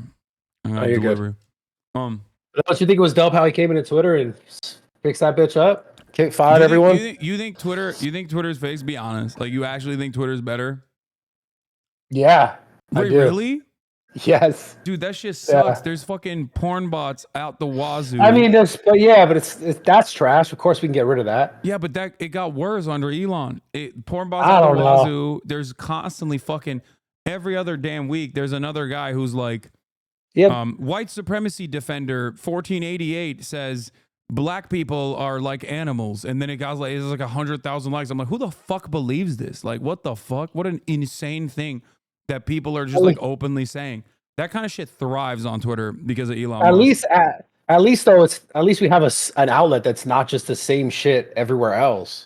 Isn't it not the same shit everywhere else? I mean, Facebook is pretty fucking unhinged overall. I mean, a lot of these websites allow you to say pretty much everything except the thing that we were just talking about in terms of like, overt white supremacist, white nationalist, neo-Nazi rhetoric. Right now, you can say whatever the fuck you want, as long as you're not saying that, right? No, but I mean, as far as like having an outlet that's not just fucking mainstream media that's just saying the same shit on every fucking station. Well, like it's like Twitter became that for a lot of people, and I know for a lot of content creators as well. Where Twitter it's not also just has like a lot of fucking fake news and misinformation running wild. I mean, even the Democrats are doing it right now. There's like I'm seeing people on my timeline being like, "Oh man, the election was stolen. Where are the 20 million votes?" Is like, come on, guys, you can't do that after you fucking made fun of the Republicans. Like, that's I know crazy. that's pretty. It's So, pretty funny. but It's again, pretty funny. misinformation spreads pretty fucking crazy on Twitter, and I feel like that's a separate crisis that we haven't really addressed. Like, we are goddamn illiterate in this fucking nation. Okay. I guess I was trying to ask you, like, in regards to Elon Musk being involved in the actual government. You know, he's made jokingly, but seriously about the government efficiency thing. You don't think they can make that better? Obviously, he's going to go in there and get some shit for himself, like every single fucking of course politician you're gonna do does. that. Yeah, he doesn't But give a at the fuck. same He's a time, billionaire. don't you think he's gonna? You think he can shape that shit up a little bit? Because Yeah, it's wasteful. So you're talking about like a government agency, right? That Yeah, it's provides wasteful like money, just wasted provides money. like accountability, right? Like Yes. like maybe they could be within the legislative branch that provides auditing and evaluative and investigative services, make sure that like people aren't spending a shit ton of money on dumb stuff, right? Yes. Yeah, that exists. It's called the Government Accountability Office. Well, where the fuck have they been doing for the last fucking What do 100 you goddamn mean? years, bro? They are the supreme audit institution of the federal government of the United States. They already They exist. need to turn that button back on then. So what do you mean by like the fact that there's like not enough oversight? What do you think Elon Musk's gonna cut? I don't know. I got to go look at that shit myself. So that I don't know. But you So- think the government spends money efficiently? Do you actually believe that? No, of course not. But I don't think Elon Okay. Musk is gonna fucking actually do a better job of efficient spending, especially Well- because he's a fucking defense contractor. Why the fuck would he be invested in efficient spending? You know who is the most inefficient aspect of our federal government? It's the motherfucking Pentagon, dude. They have a black budget. They have a black hole in their budget to the tune of like $6 trillion or some shit that they don't even have any accountability over. They don't know where the fuck it went. You know? I just don't know how they don't know where their money is, but they know where all my fucking money is. Yeah. Like, bro, what the fuck's going on? Yeah, no, That's what I wanna know. Of course. Of course. That's just how it works. That's the point. But what I'm trying to say is there's already a accountability office for this, and there's a shit ton of people that work there, you know, professionals that work there. I don't know how much better Elon Musk is going to be in that regard, especially when he is a fucking beneficiary of billions of dollars of government subsidies. You know, I assume that he's just saying that because, you know, people like yourself who understandably want the government to spend these trillions of dollars more efficiently go, that sounds good to me. And you didn't even know that there was a government accountability office already that works every single day, ensuring that like the budget is spent in normal ways. But Yeah, but overall, I'm just using the example of Twitter, right? Like he fired half the fucking people, right? And it still works fine. That's my it point. doesn't work fine. It's fucking breaking. Like, I don't come on. know, bro. Okay, It's you can't tell me Twitter works fine when like this dumb fuck wanted to do a campaign reveal for Ron DeSantis and that shit bricked. Like, I can have 300,000 people tune into me and give them live video and audio at the same damn time. This motherfucker couldn't do that for Ron DeSantis campaign. He couldn't do that for Donald Trump. Like, Twitter Spaces is so bricked. Yeah. I mean, come on. I think you like Elon. But Twitter as a whole is not brick though. It certainly is. I Twitter love used this fucking app. Twitter used to have normal trends. Now they don't have it. They have Grok, which is like a really fucking horrible AI substitute for everything.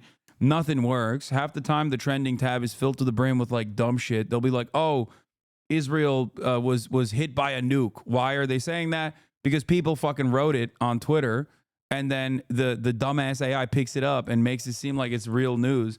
And that's probably duping fucking older people that are going on that platform. I can tell you're not a fan of Elon Musk. I'm gonna bring up RFK. What about RFK? Oh my God. As a person who is an experienced lifter such as yourself, if you are to tell me that you saw that motherfucker, you didn't know who he was, you didn't know what his background was, you saw that motherfucker looking like a Costco hot dog that has been left out in the fucking heat lamp for far too long, wearing blue jeans with no fucking shirt on, bench pressing, incline bench pressing, like not even 135 pounds. You'd be like, get the fuck out of zoo culture, dog. You'd be like, no, Okay. No, what? Yes, 100%. Nah, You know the bro. video I'm talking about. Have you seen the Nah, video? he's a gym bro. What you mean? Yeah, bro, Jim, bro, my ass. He was barely fucking hitting reps for 135 Nah, on the bro. That incline. motherfucker goes to the gym every day. That's disrespect, dog. Yeah. Another HRT recipient. That's disrespect, bro. Yeah, I know. Wait, send me the video. Shoot me the video. I want to see. That's fucked Hold up, on. bro. You're disrespecting the older guy. He's getting it in. Look at this. Hold on. I'm gonna share this video with you real quick. Hold up. 1 second. Nah, that's disrespect, bro. That's crazy. 1 second. Hold on. Let me share the screen with you so you see it. Okay, here it is. Okay. Yeah, play that.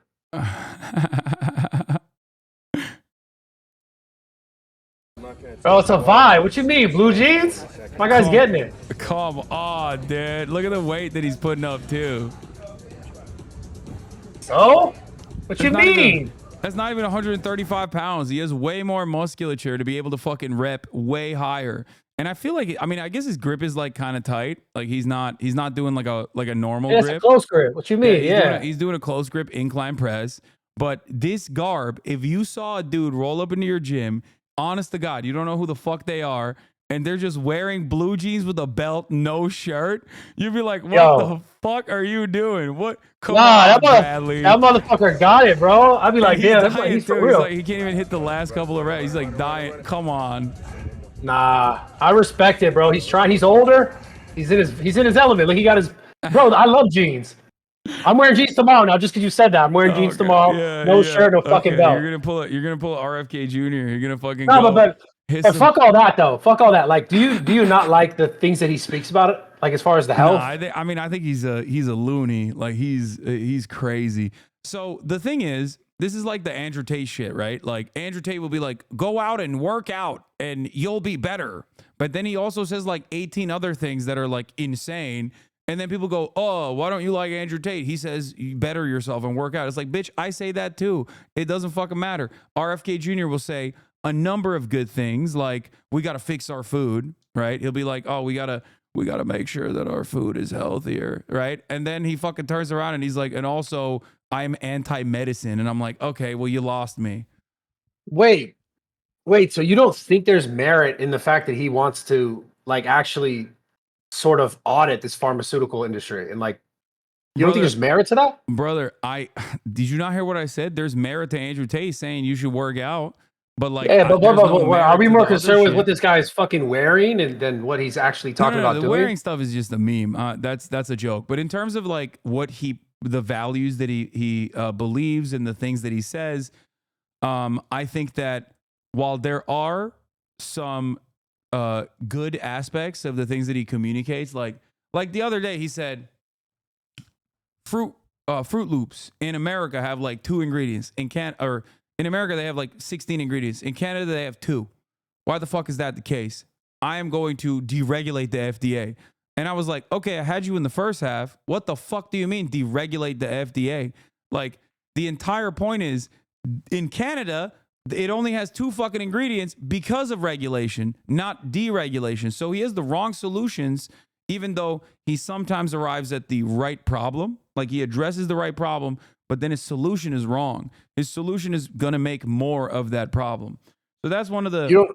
You don't think that the FDA is directly like getting fucking money from these people? I think there is a lot. It's called the revolving door, right? There's a lot of people that work in these regulatory agencies that come from that corporate background originally, and their job deliberately is to engage in regulatory capture at the behest of the corporations that they used to work at.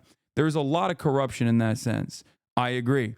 These government facilities or these government regulatory agencies are far from perfect. But my answer to that is never to deregulate them or fucking blow them up, right? My argument is to actually make sure that they work and follow through on similar standards that other regulatory agencies like the ones in Europe or the ones in Canada have implemented. But I feel like that's what he said. I feel like that's what he said he's going to do. Yeah, I don't really believe it because he said a whole bunch of other phony, nonsensical bullshit about fucking vaccines and shit too. So I don't like that. That I think is very dangerous. I think he's a loony bin guy, especially on vaccines. Like I'm a guy who eats healthy, Bradley. I eat healthy. I'm on MyFitnessPal. I'm making sure my macros are set. At least 220 grams of protein every single day. Okay, catch me at fucking 2 p.m. Pacific every day. I'm eating at least 19 ounces of straight white chicken breast every single day. Okay, down to a fucking T. I care about this. I care about my health. I advocate for healthier living and healthier eating for everyone in my community. I don't trust Robert F. Kennedy Jr.'s attitude on this matter, because I think a lot of the stuff that I've heard from him directly in terms of like how some medicine is poisoning us or whatever is really dangerous, is really scary. I don't believe that, like, while I do believe that there's corruption within the FDA, just like there is in all of our regulatory agencies, they do a whole lot of good that goes unnoticed. And it's not like the scientists that are working there that are in the pockets of corporations either. So I'm not. You don't believe that stuff is happening? That like what stuff? You don't believe that there is an incentive for these companies and like for scientists or people who say, oh, this, like, for example, the food pyramid forever was like, eat a ton of fucking grains. Grains aren't fucking good for people. Oh, like the food pyramid shit is like outdated. Oh, for sure. But that's what I'm saying. Those are the same people. Those are the same. Or corn. The same people. Yeah, they're both. But I mean, yeah, it's like high fructose corn syrup. Like, we subsidized it heavily. It was a cheap alternative for fucking. It was a cheap alternative to cane sugar, and we couldn't maintain our sugar plantations in Cuba and shit. So we were just like, yeah, why don't we just go crazy on corn? Put it in the fucking oil. Put it in the goddamn foods. And right, that but had what I'm saying is healthcare impacts in the United States of America. That's what he's going after, is that nonsensical shit that is fucking basically poisoning people. That part makes sense. The issue that I have is not that. I don't really believe that he's going to be able to do that, because Donald Trump is fucking Mr. McDonald's himself. And beyond that, he's another fucking rich asshole. When he was in charge of the federal government, when he was president, he didn't do any of that shit. He never even said that he was interested in like making America healthy or anything like that. So I have no reason to believe that he is going to do anything different than he has done the first time around. And most likely he's going to put another fucking psychopathic agriculture baron in charge of the goddamn industry that is supposed to be regulating the industry. Because that's one of the things that Donald Trump did that was really damaging, was when he came to office, he looked at these regulatory agencies and he put people in charge of them that had spent their entire lives trying to nuke these agencies. Like for example, Betsy DeVos, right? She is I believe, like the recipient of the Amway, like one of those things. Like, she's like massively wealthy. Betsy DeVos became the education secretary because she spent her whole political career, I guess, as a rich person.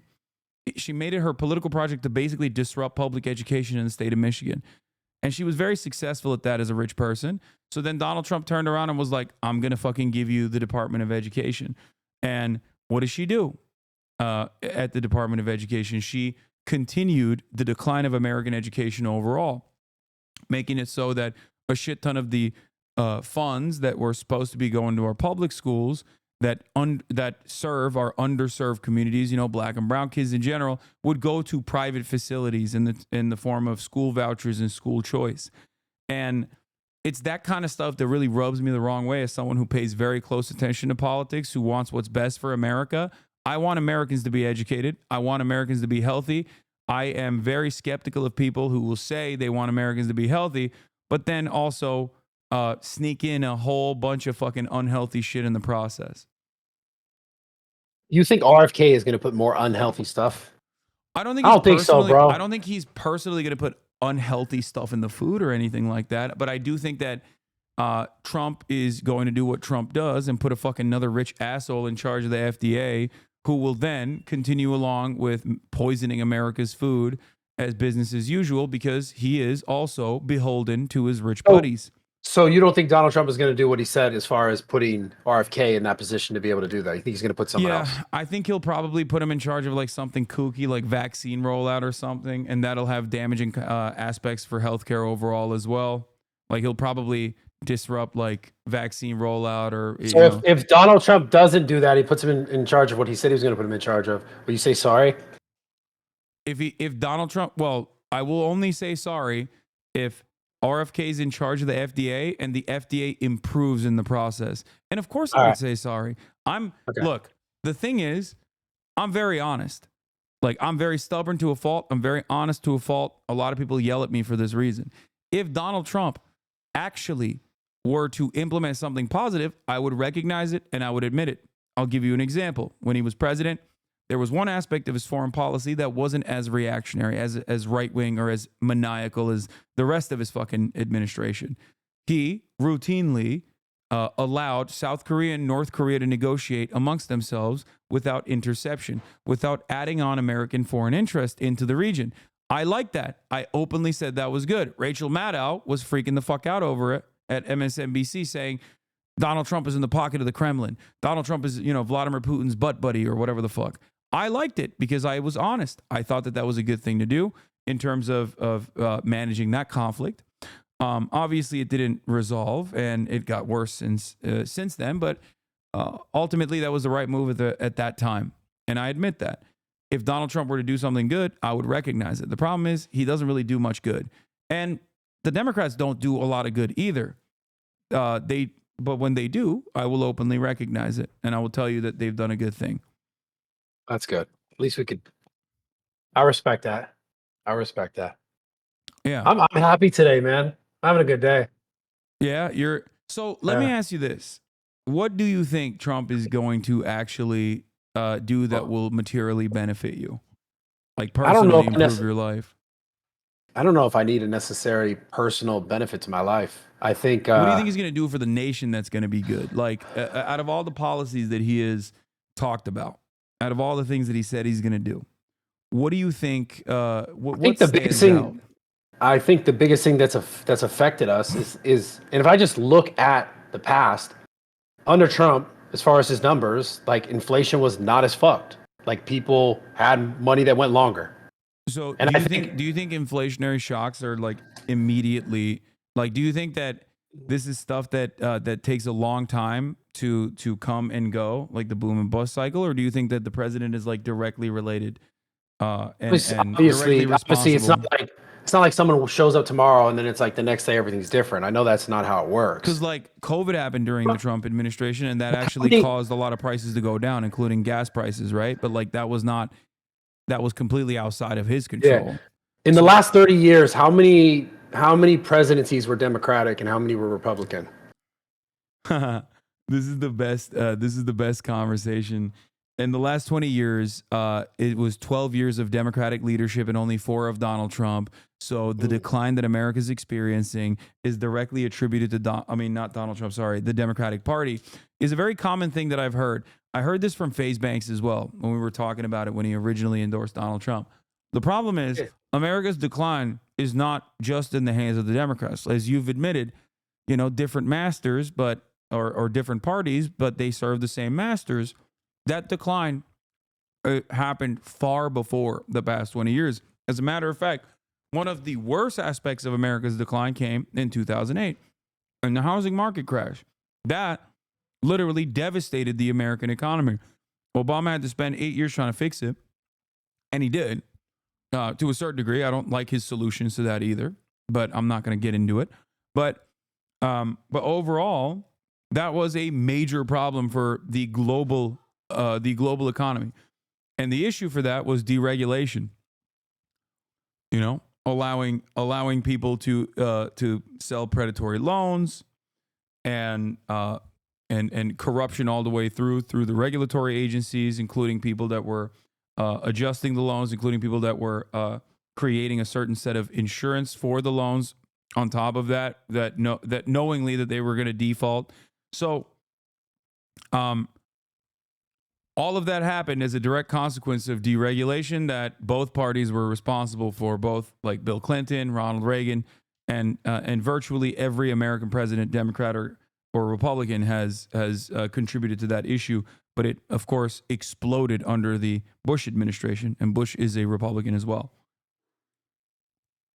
So we're just saying it's Bush's fault, or? No, I'm saying that it's not one party over the other. No, I get it. These are consistent issues that remain. Oftentimes they remain dormant, and then it's slated to explode. You got bubbles; they're gonna pop eventually. It's more so it's like hot potato. You know, who is it gonna pop under, and what will they do when that bubble pops? That's basically what the American conflict management it looks like at this day and age. And then it's blame everyone else for the problems. Yeah, but in terms of like printing money, you were talking about printing money, right? During COVID, Donald Trump printed a shit ton of money. Another thing that Donald Trump did was cut taxes for corporations and the wealthy. He did this at a time when profits were sky high regardless. He didn't have to do that, but I think that those probably contributed to America's deficit and also contributed to inflation as well. And then Joe Biden came into power and he had to sit there and have to deal with that. Did he deal with that adequately? I wouldn't say so. I think that there's more that he could have done. He could have probably helped out a little bit more in terms of like all the people that were suffering, give them more money. So I have a question about that. What? Sorry, I interrupted. So you think Biden didn't do a great job? There were certain aspects of Biden's administration that I think was shockingly good. He did a really good job with the NLRB. He did a really good job with American unions. He at least offered unceremonious, like unique support, unique levels of support to the American labor movement that no American president has ever done before him, with the exception, I guess, of like FDR maybe. And I really like that. He pulled out of Afghanistan. I really like that as well. That was Donald Trump's negotiated conditional withdrawal. He had the political courage to withdraw out of Afghanistan. Everybody yelled at him for it. I defended him for it because it was the right thing to do. And I think outside of that, I mean, there's certain things. There's infrastructure spending that he engaged in, and that was decent as well. There's a lot of battery plants that are being that are now in operation, hiring, a shit ton of manufacturing jobs in the country. This is all good stuff. Having said that, there was also a lot of bad. First and foremost, I think he did a horrible job with dealing with the immigration crisis. And by that, I mean, I don't think he cared about the humanitarian aspect of the immigration crisis. He made a lot of promises when he ran and won in 2020. He had a 100 days agenda. In the first 100 days, I'm going to do my power. I don't know where it is. Mom. I'm going to do everything in my power to make sure that we have conditional amnesty to all undocumented citizens that fit the certain requirements that are living on U.S. soil. Many of them have been living here for 8 to 10 years. They just work honest jobs. They just want to make a living. They want to have the proper processing and the proper paperwork. That's the only difference between someone like myself, someone like you, and an undocumented citizen in that regard. They just don't have the paperwork, right? So he said he was going to do that. He didn't do that. And he actually very quickly went right-wing on this issue. And I mean, the Haitian migrants that were crossing the border were getting whipped by fucking Border Patrol under the Biden administration. You know what I mean? Those images came out not from the Trump administration, but the Biden administration. I was very critical of that.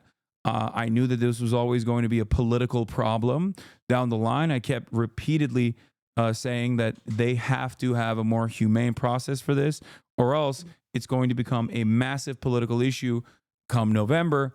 I said this in February of 2021. I was like, if the Democrats don't actually fix this issue, the Republicans are going to constantly push, and the media is going to constantly heighten the tensions, because if it bleeds, it leads. They love these narratives, right? They're going to say, migrants are doing crazy shit. What the fuck? There's a migrant crisis.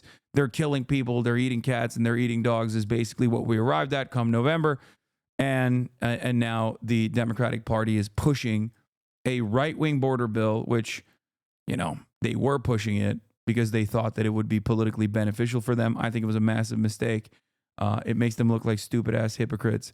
And also, it's a bad bill to begin with. You can't fucking say the border wall is racist for 8 goddamn years and then turn around and be like, we want to build the wall ourselves now. That's fucking dumb. And also, the border wall is still fucking stupid. So immigration is a massive issue that the Biden administration fucked up on. Another massive problem, obviously, is Israel. Biden has given an unimaginable amount of political leeway, political cover, and also weapons and money to the state of Israel so they can do a fucking genocide. I think that that is unconscionable. That is morally repugnant.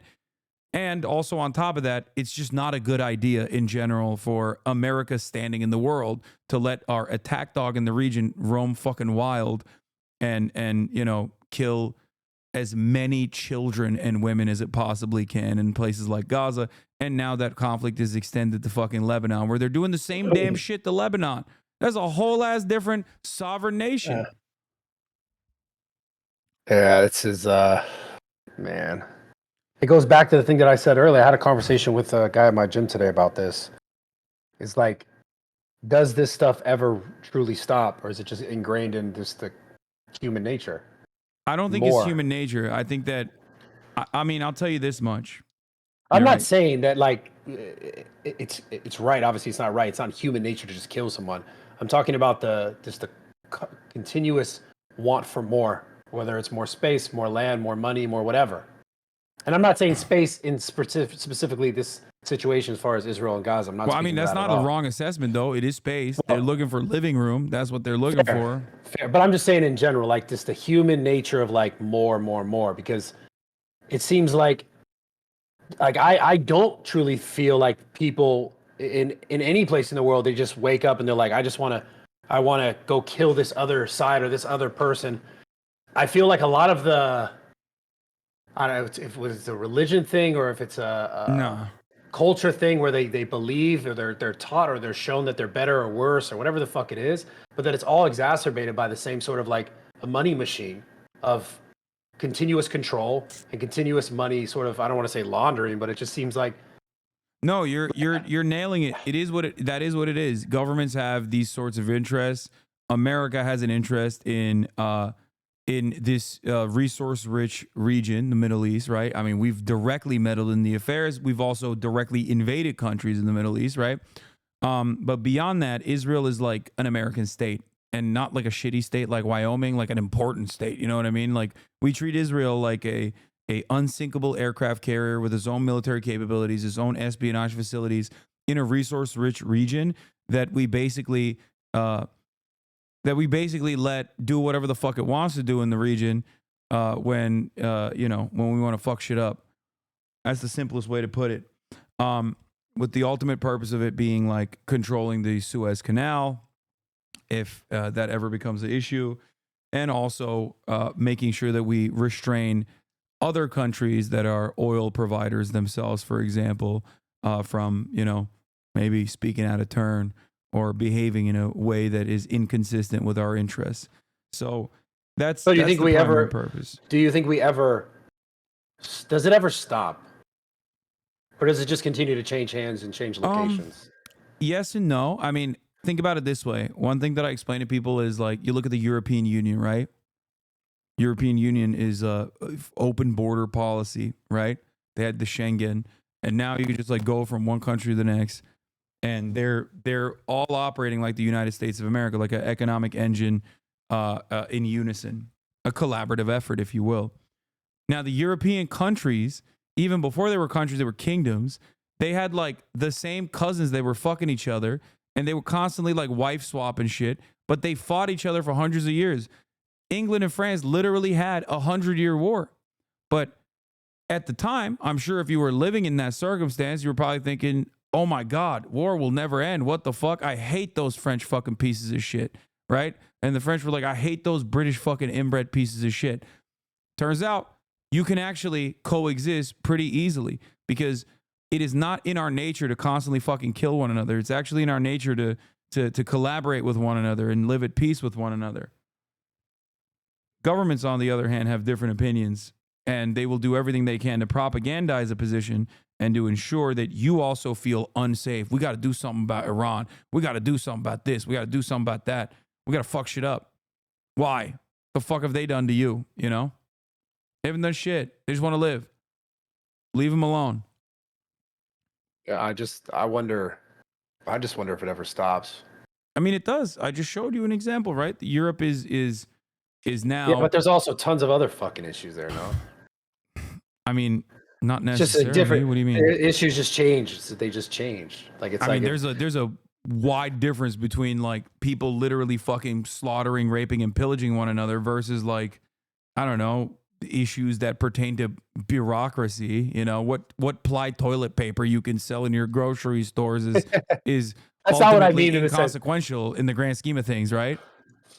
Yeah, I get it. Obviously, there's definitely a tier as far as like what's worse or what's Yeah, I better. think that But that I'm would still be talking far more about. favorable. I'm still just talking about just the overarching idea of like it's just like there's not this like unison of people ever when it comes to government and like the control of it. It's just like me more than you, and it has to be that way. And then another party or another leader's in whatever it is based on its system, and then it's still just me more than you. And it's like they use all the other things as like things to get everyone else pissed off about, whether it's like the LGBTQ stuff or it's like COVID or some people just disagree on that, hate each other for that, hate someone for Yeah, this. but And that's it's just directed. So it's called wedge issues, a concept that the Republican Party implemented by Newt Gingrich famously, where they looked at the situation. They were like, damn, these fucking Democrats are agreeing with us on all this economic stuff. We can't actually polarize the parties. We can't look like we're any different. How the fuck are we going to win an election? So they were like, ooh, I got an idea. Let's go talk about gay people and how they shouldn't exist. So then you write legislation around it. Then you propagandize against it. You're like, oh man, these gay people, they're such fucking perverts, huh? Isn't that crazy? And back in the day, that was what they were saying about gay people instead of trans people. Now they're saying it about trans people. Back then, they used to say it about gay people, right? They were like, oh, what is this fucking man marrying man shit? Wait, you're saying that Republicans started that? Yeah, the entire wedge issues are oftentimes created by the Republican Party. Newt Gingrich is like very famously I mean, a I've seen facilitator of this. I've seen video of Obama talking about how marriage should be between a man and a woman and nothing else, and I've seen Biden say the same thing. Because Democrats are fucking pussies. You're right. That's my point. Democrats will literally straightforwardly look you dead in the fucking eye and be like, well, a lot of people are homophobic, so I'm going to be homophobic too. And then they'll turn around and pass it, later down the line when it's more fashionable to do so. But up until that very moment, they won't stop themselves from being homophobic too. That's just how it is. Yeah, they're fucking charlatans. I mean, look at the situation with the border. They literally were like, it is so stupid and racist to build a wall. Now they're like, we want to build the wall, actually. Yeah. How'd that happen? They don't give a fuck. Well, They think that this will win them votes. That's all they care about. The problem is, it's actually not politically smart for them to do this. But they're too terrified of the Republican Party, so they just never make the right decisions and fight against the Republican Party in an honest way and make a convincing argument why the border situation is not the way that the Republicans present it, which leads me to my biggest fear with the Republican Party. What I mean by that is the Trump's border bill or Trump's border suggestions. His border legislation is terrifying, like actually fucking terrifying. Where are you seeing this? He said that he wants to deport 20 million people that he says live on U.S. soil as undocumented migrants. Right now, that number is contested. According to federal agencies, they believe the number is around 13 to 15 million. He claims it's 20. Let's say it's fucking 20. Right? He has said to Axios as of this morning that that's the first thing that he's doing. He's going to start mass deportations day one. Now, this is devastating for the economy, but more importantly, is devastating for just like normal human beings that live amongst us, right? 1 in 15 families in the United States of America live in a mixed status household. That means 1 in 15 people live with someone who is undocumented. Donald Trump wants to deport every single one. The overwhelming majority, if not damn near entirety of undocumented migrants are not fucking criminals at all. They're just regular ass like abuelas and shit that have been living here for 8 to 10 years, that have just been working, that maybe even started a business, right? And now they're just going to get forcibly removed. They have children, they have family members, they have integrated into American society, they're paying taxes, and now you're just going to come in And instead of giving them a pathway to citizenship, you're just going to fucking rip them away from their families and then deport them to God knows where. You're going to put them in detention facilities and then inevitably detain them and then deport them. I think that that's really, really terrifying. So I'm assuming this is the people in the last, 4 years that have just flooded in. Is what he's focused on, or is he's focused on? No, the 20 million number is like total number of undocumented migrants, not in the last 4 years. These are people that have been living here. Some of them have been living here for 20 fucking years, 30 fucking years. Like these are people whose sons, ironically, and daughters, in some instances, went out and voted for Donald Trump. And I saw it. Like people would get interviewed on the line. They'd be like, okay, where are you from? And they'd be like, oh, my dad is undocumented. Who are you voting for? Donald Trump. They'd be like, okay, they're going to deport your dad. They'd be like, nah, my dad is one of the good ones. They're gonna deport the criminal undocumented. It's like, no, dumbass, they're gonna deport your dad too. I want to see how this actually shakes out because I was under the impression that it's the people within the last 4 years because it's been like millions and millions that add up to, I think, well over, I don't know, maybe add up to. No, we did not get 20 million new undocumented migrants in the last 4 years. That's insane. That's to the total number of undocumented citizens living on U.S. soil right now is not even 20 million. I think it's like 15 million. No. I assume Trump is using border apprehension numbers, like people who are crossing the border. A lot of those people might even be going back and forth between the border illegally, or people that wanted to come into the United States or had their process claims denied. Like he's using border apprehension numbers to suggest that there's a lot more undocumented migrants living here than it actually is.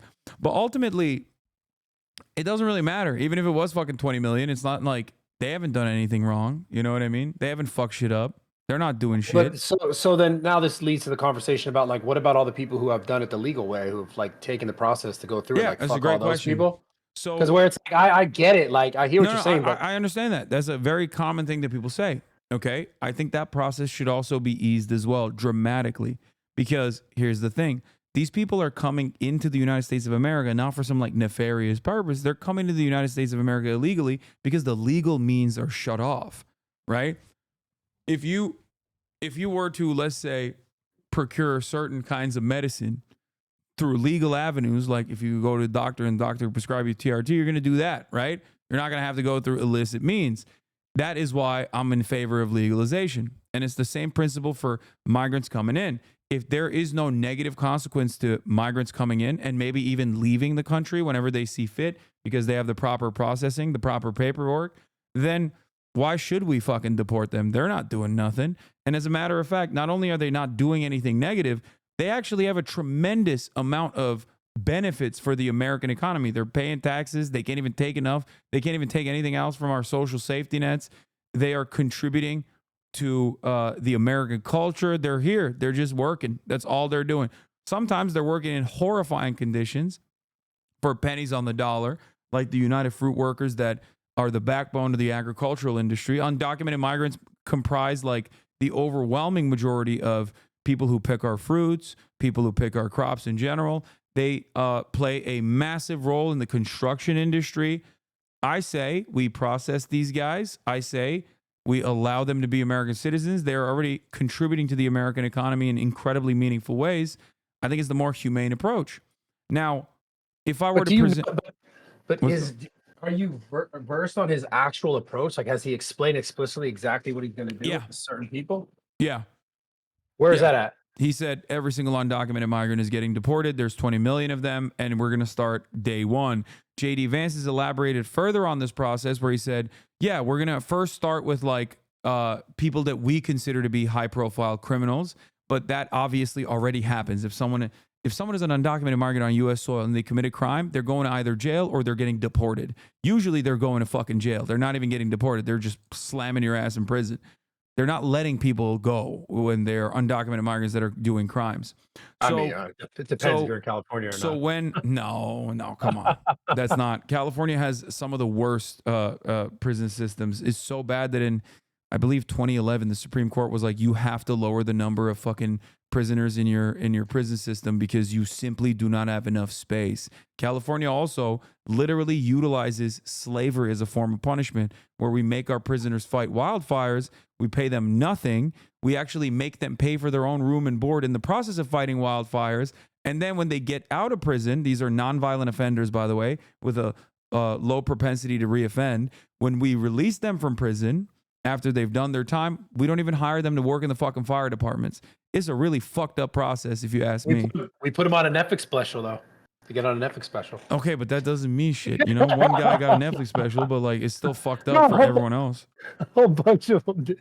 Yeah. Sorry. Oh, man. God damn.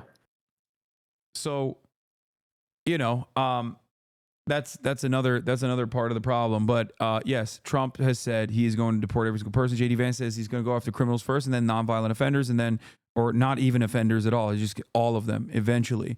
Now, the process to do that is going to require a tremendous amount of money, right?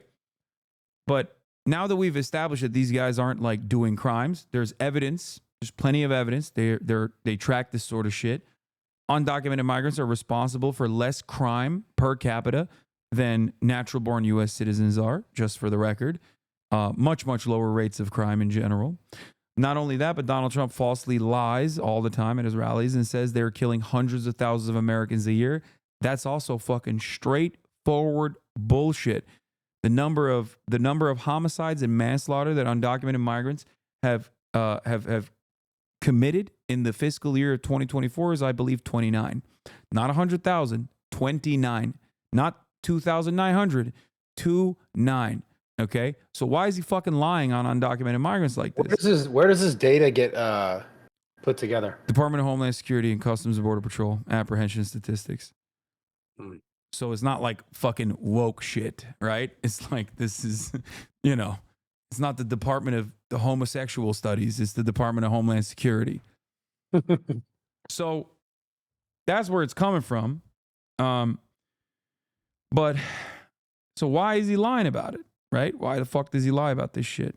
Well, it's because it's really good to have an enemy to unite against, an enemy to dehumanize and say is barbaric.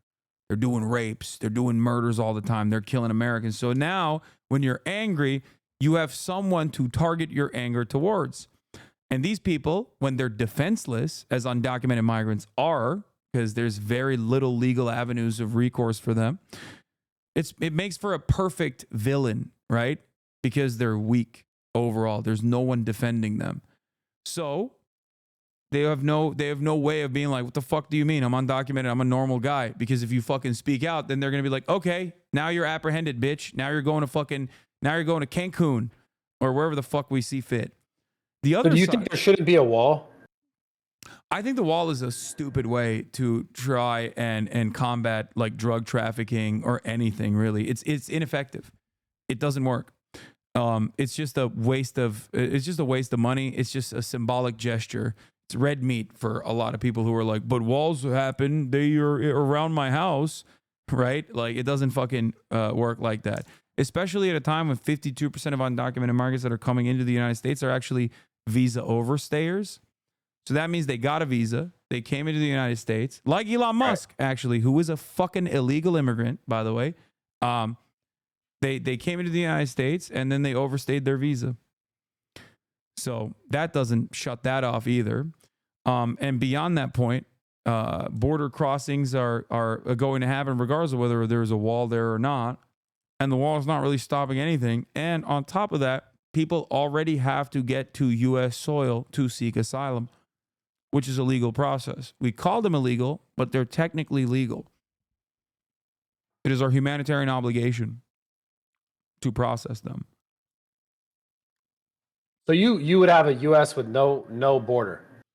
No, I don't think that there should be no border whatsoever. I think we should know who's coming in and out in the same way that we figure out who's coming in and out by way of airports and shit, right?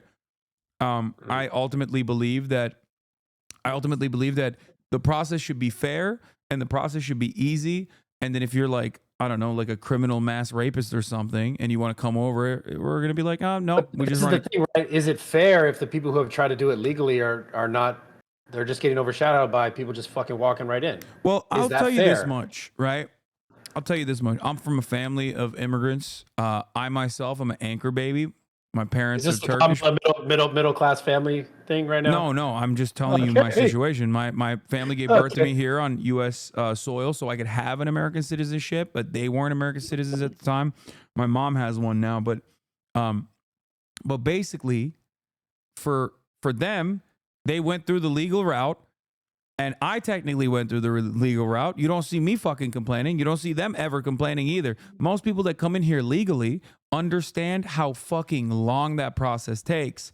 So they have a lot of sympathy for undocumented migrants who are escaping treacherous conditions back home that simply want a better life for themselves, as do we all. So I've never heard from like people who, I don't know, go through the fucking legal route and be like, why don't you take 10 years out of your life to fucking do it the legal way, you son of a bitch? It's kind of like, imagine if there was like a medication for cancer, right? And then you got an alliance of like former cancer survivors that got together and were like, unfair, you can't take this cancer medication. We had to go through chemotherapy. That's what it would be like. It's just pure selfishness if they were to even advocate for that sort of thing. Wait, I'm saying that people who went through the process legally are oftentimes infinitely more sympathetic to the people that cross the border illegally. And the reason for that is because they understand how long it takes. So the goal is to streamline this process and make it more humane. You would not go through the border illegally. You wouldn't fucking give your life savings to some dude that works with the cartel that's like trafficking humans over the fucking border.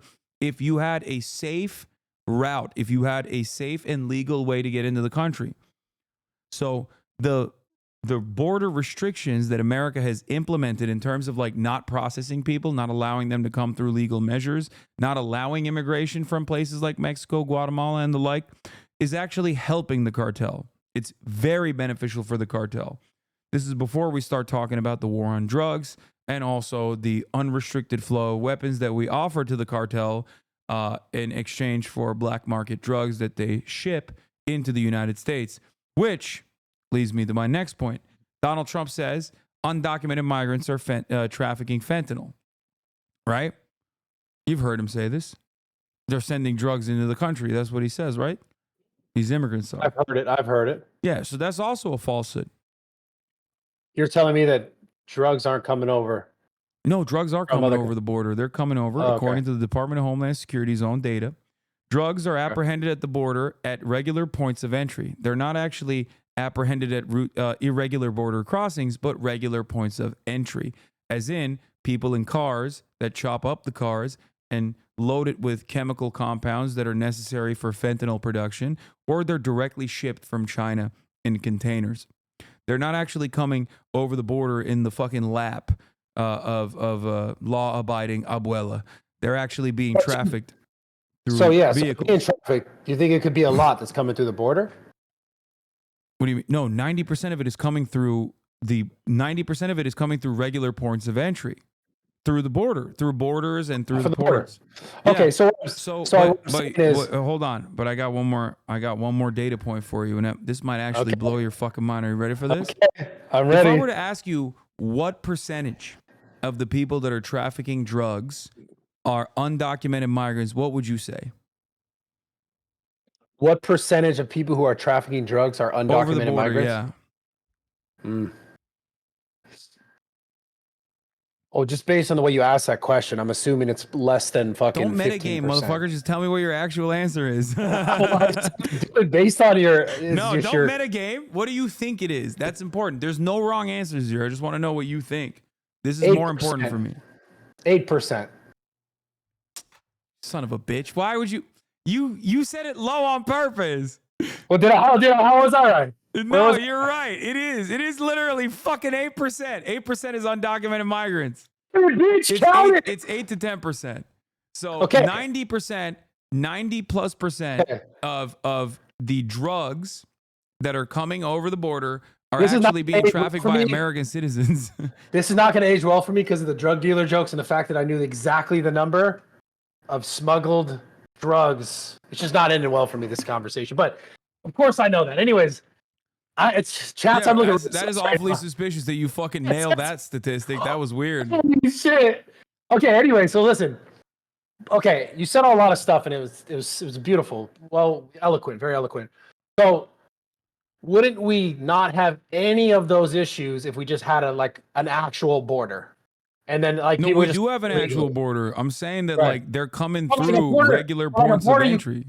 Yeah, but let's just say a border where you can just walk through. You can just literally just walk through, like straight through. No, there's no. My point is not that like people could just cross this fucking boundary willy nilly like cattle. I'm not talking about that at all. I'm saying that people, if given the opportunity, would go through that process. If it was as simple as just like showing up and getting an appointment and then walking through the border where you do get checked, right? So That's there we my go. point. We need a real border, and then we need a legitimate place where they pull up and they go, or 2 or 10 or 100 places where they go. Yeah, even "All if right, I there wanna wasn't a come wall, here." people would still go through the regular route, is what I'm trying to say. Because the Well, wall no, but doesn't that's stop. not true though. No, because the wall doesn't stop people from going through anyway. People still fucking find a way to penetrate the wall. It doesn't even stop them. So that's my Sweet. point. But if you Bro. gave a legal means, why the fuck would anybody be like, nah, dog, I'm gonna actually literally go through I'm gonna fucking sneak in because instead of just like going through the regular route. You know what I mean? Because drugs. Yeah, that if I doesn't was a stop. drug No, dealer- but that doesn't stop drug apprehensions either, because there's already constant fucking surveillance on the border. That's my point. I don't have an issue with constant surveillance on the border for drug apprehension, but like that already exists. Does that make sense? Yeah, but there's still places on the border where people just drive through, like straight up walk through. Yeah, It's no, I happening. know. And then there's also places where the wall exists, but then people still fucking find a way to poke through it. But my point is, people would not cross through if the wall was just not existent, right? But there were points of entry that you had to go to. Like, even if there was no wall whatsoever, people would literally go to that point of entry to be like, okay, I'm here. I just want to walk into the United States of America legally. That's my point. Here's the deal, right? You go to your friend's house. If the door is open and your friend has invited you, you're not going to fucking climb through the window. You're going to go through the door, right? Unless I brought some drugs around the back and I wasn't trying to get caught by his mom. And I was like, yo, bro, like, come over here. You know what I'm saying? Like, Okay, fair. yo, fair. see what I got here. That's the Fair. point. But we already established that the easiest way to traffic drugs is through through American citizens crossing the border in vehicles through regular points of entry. So they're not doing that right now, wall or not. I mean, I'm sure there's other methods. Like I think they do slingshotting, they do tunnels and stuff too. But like beyond that, Wait, what's slingshotting? like people just fucking slingshot drugs over the border or drop it with drones and shit. No, you're saying they're like this? No, like I mean, I don't know what the fuck they use, like a trebuchet or something, but they have drones. They drop it with drones and shit. You're the drug that's dealer. what I You know. should know this better than me, bro. I don't fucking know how they do it. I'm trying to figure out what you guys know about the business, you know? Yeah, you're testing you're testing my acumen. Yeah. Yeah. And the other aspect of drugs also is that like the measures to combat overdoses is actually another thing that the Biden administration actually successfully implemented, which was like safe needle transfers, things of that nature, like looking at addiction not as a criminal punishment, but instead as like an illness, like an addiction treatment. A focus is much better as well. So like if you want to mitigate, if you want to do harm mitigation, harm reduction, like there are things that we could do. We don't really implement it that well. The Biden administration did a decent job at it. They actually lowered the overdose numbers for the first time in U.S. history in the past couple of decades. So they didn't really promote it that much because they're fucking stupid, but that is something that they did. So drugs being trafficked over the border are not the end all be all. If you want to fucking like actually target how that problem starts to begin with, you got to combat the pharmaceutical industry, like the Sackler family that played a significant role. Money. Yeah, played a significant role in like getting people addicted on fucking opioids to begin with.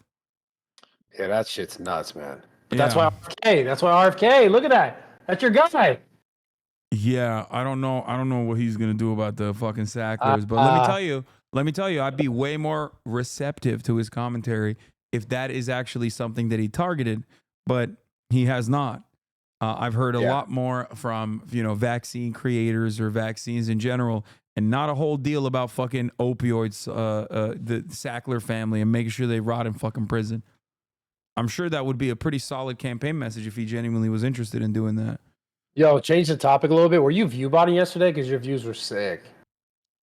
I don't know if you know this, but we had an election. We had an election yesterday, Bradley. I don't know if you know that. It was kind of like my Super Bowl. Nah, I get it. That was dope, though. I was like, holy shit. I mean, I had 100K today, too, and then I got fucking clapped. My stream effed. My stream went down, and then I had to restart it. So now we're sitting at fucking 45. Damn, that's crazy. Because I tuned in. I was watching you, because I was streaming watching this shit, obviously election night. And I was like, nah, this motherfucker's botting straight up. No. Yeah. I don't think you can bot on Twitch. I have no idea. I don't think Twitch is I mean they do bot, like they do fucking like those random like Elon Musk is selling crypto type shit all the time, but like it would show if I was botting. Because they show they do this thing, right? Like put a caption around it. I don't know how they do it. I'm not entirely familiar. I'm too much of a fucking boomer to know what that looks like. But Twitch already has like bot protection. They have a lot of safeguards around that sort of thing. Mm-hmm. And beyond that, like they shut down those accounts real quick. Like there's accounts sometimes that'll have like, it'll be like Elon Musk is selling crypto and it has like 45,000 live concurrent viewers. And you're like, what the fuck is this shit? And it's like very obvious. Or they'll post like, they'll do like restreams of iShow speed. Yeah.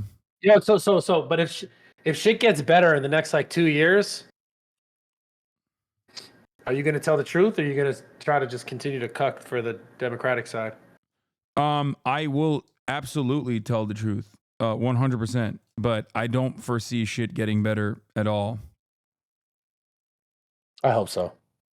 Yeah. I hope that it gets better. I believe so. I want to believe.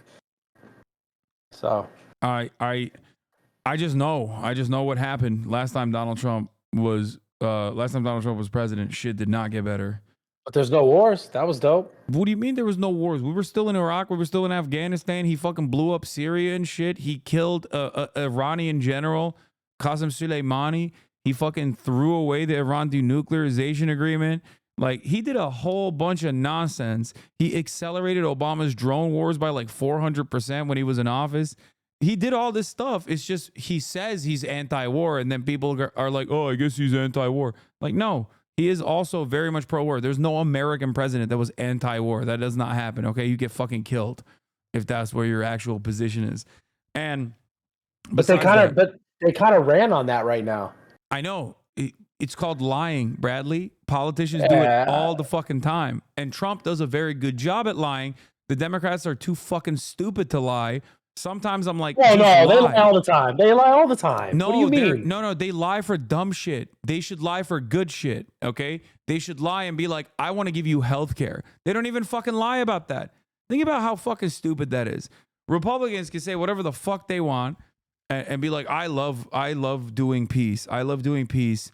I am the no war candidate. And then they come into power and they do war. And then people are like, but he said he's the no war candidate, so I believe him. Okay. Yeah, Democrats are too stupid. They don't even want to fucking say they're the no war candidate. They don't even want to say that. They're like, no, we love war, actually. That's what they're running on, which is so dumb because most Americans are like, well, okay, I don't like war. But why? But then why do they lie about so much dumb shit about like random shit Trump said? They just lie. They just make shit up. Everything like is what? Someone else's fault. Like what? Like all the Project 2025 shit that he's disavowed multiple times. They keep talking about it. Bradley, that's the fucking Heritage Foundation. Donald Trump is absolutely going to implement Project 2025. 100p. He already did it. See, look, if you watch my analysis on this, you'll see, I believe, a different perspective. I am not like Project 2025 was something that a lot of people paid attention to. They were like, oh my God, I can't believe that's happening. That's really devastating. And I told everybody at the time, I was like, that's Project 2024. That's Project 2026. That's Project 2023. That shit has been implemented, and it was implemented under the Trump administration, and it was implemented far before the Trump administration as well. It's just a continuation of the Republican strategy to increase the level of influence that they have over the federal regulatory agencies. This has been a long-standing project, just like overturning Roe v. Wade was. That shit was set in motion 45 years ago when the Federalist Society was created. Like, that's not new. These guys have been at this for years and years. They're ideologically committed to doing shit like this. So, you know, it sometimes it'll be 10 years when they can get that, when they can get it done. Sometimes it'll take 30 years. Sometimes, in the case of abortion, it took 45 years, if I'm not mistaken. But that's real. The Federalist Society is real. It's a real, it's a real institution that now is responsible for half of the Supreme Court justices. They all came from the Federalist Society. Listen, if there's no new wars in the next 2 years, bro, I'm fucking blowing you up. What do you mean no new wars? Like, he's going to Not continue. starting. Okay, what if he continues the existing wars? And that's trash too. I think he's talked about getting out of them. Okay. So do you not think that it's trash that he didn't get out of the existing wars when he took over the administration from Obama? I mean, I would like there to never be war. I think wars are bullshit, but at the same time, obviously I know there's this whole fucking No, but like he didn't, right? Like he didn't stop, you know, he just continued troop presence in Iraq. It was limited, but yeah, but what I'm saying is right now though, doing war in Afghanistan. Right. And now they're out of it. Africa What I'm operations too. That's the other thing. America also does covert operations in Africa under the guise of combating Islamic fundamentalism. I don't know shit about that. All I know is if he gets out of these two, the Ukraine and the fucking Israel shit, then I'm happy. Yeah, I mean, I think that it depends on how he gets out of it, quote unquote, gets out of it, because he has gotten a shit ton of donations from Miriam Adelson. Miriam Adelson gave him $100 million. Miriam Adelson is the wife of the former Sheldon Adelson, who passed away. Rest in peace. Bozo, R.I.P. Sheldon Adelson, the casino magnate. He was a major Israel advocate, major Israel dick rider, and he actually gave Donald Trump, again, a shit ton of money. And that's the reason why Donald Trump did a whole bunch of things in the region that escalated tensions to such a degree that October 7 happened. The Abraham Accords, moving the American embassy to Jerusalem, which basically solidified the Israeli occupation of Jerusalem that's contested. It's an illegal occupation of East Jerusalem. He gave the Golan Heights, which is annexed territory from Syria. It's Syrian territory that Israel illegally occupies. It recognized that illegally seized land and said Israel actually owns this land. It was actually so shocking that Miriam Adelson a couple months ago straight up said in a public setting, straight up said, we didn't even ask for Golan Heights, and you just gave that to us. So he is 100% super firmly committed to Israel, and I don't think he's going to restrain Israel. I don't think he's going to fucking dial it back at all. Maybe Benjamin Netanyahu, who is Donald Trump's friend, will throw him a bone and make it seem like in the interim period that they're going to lower the casualties in their ongoing genocide. But overall, I think he's going to let Israel fucking go crazy, go nutty mode in the region. But we'll see. I think that they're looking to permanently annex the West Bank. That's what I think they're going to move towards. That's what Miriam Adelson said she wants to do. They're talking about trying to remove it. They're going to permanently annex it. Like right now, it's under permanent military occupation illegally, and there's still 2.5 million Palestinians living there. I think that they're going to turn it into Gaza. Like, they're going to pummel it and overtake it in its entirety. Well, will you support Trump if he makes that not happen?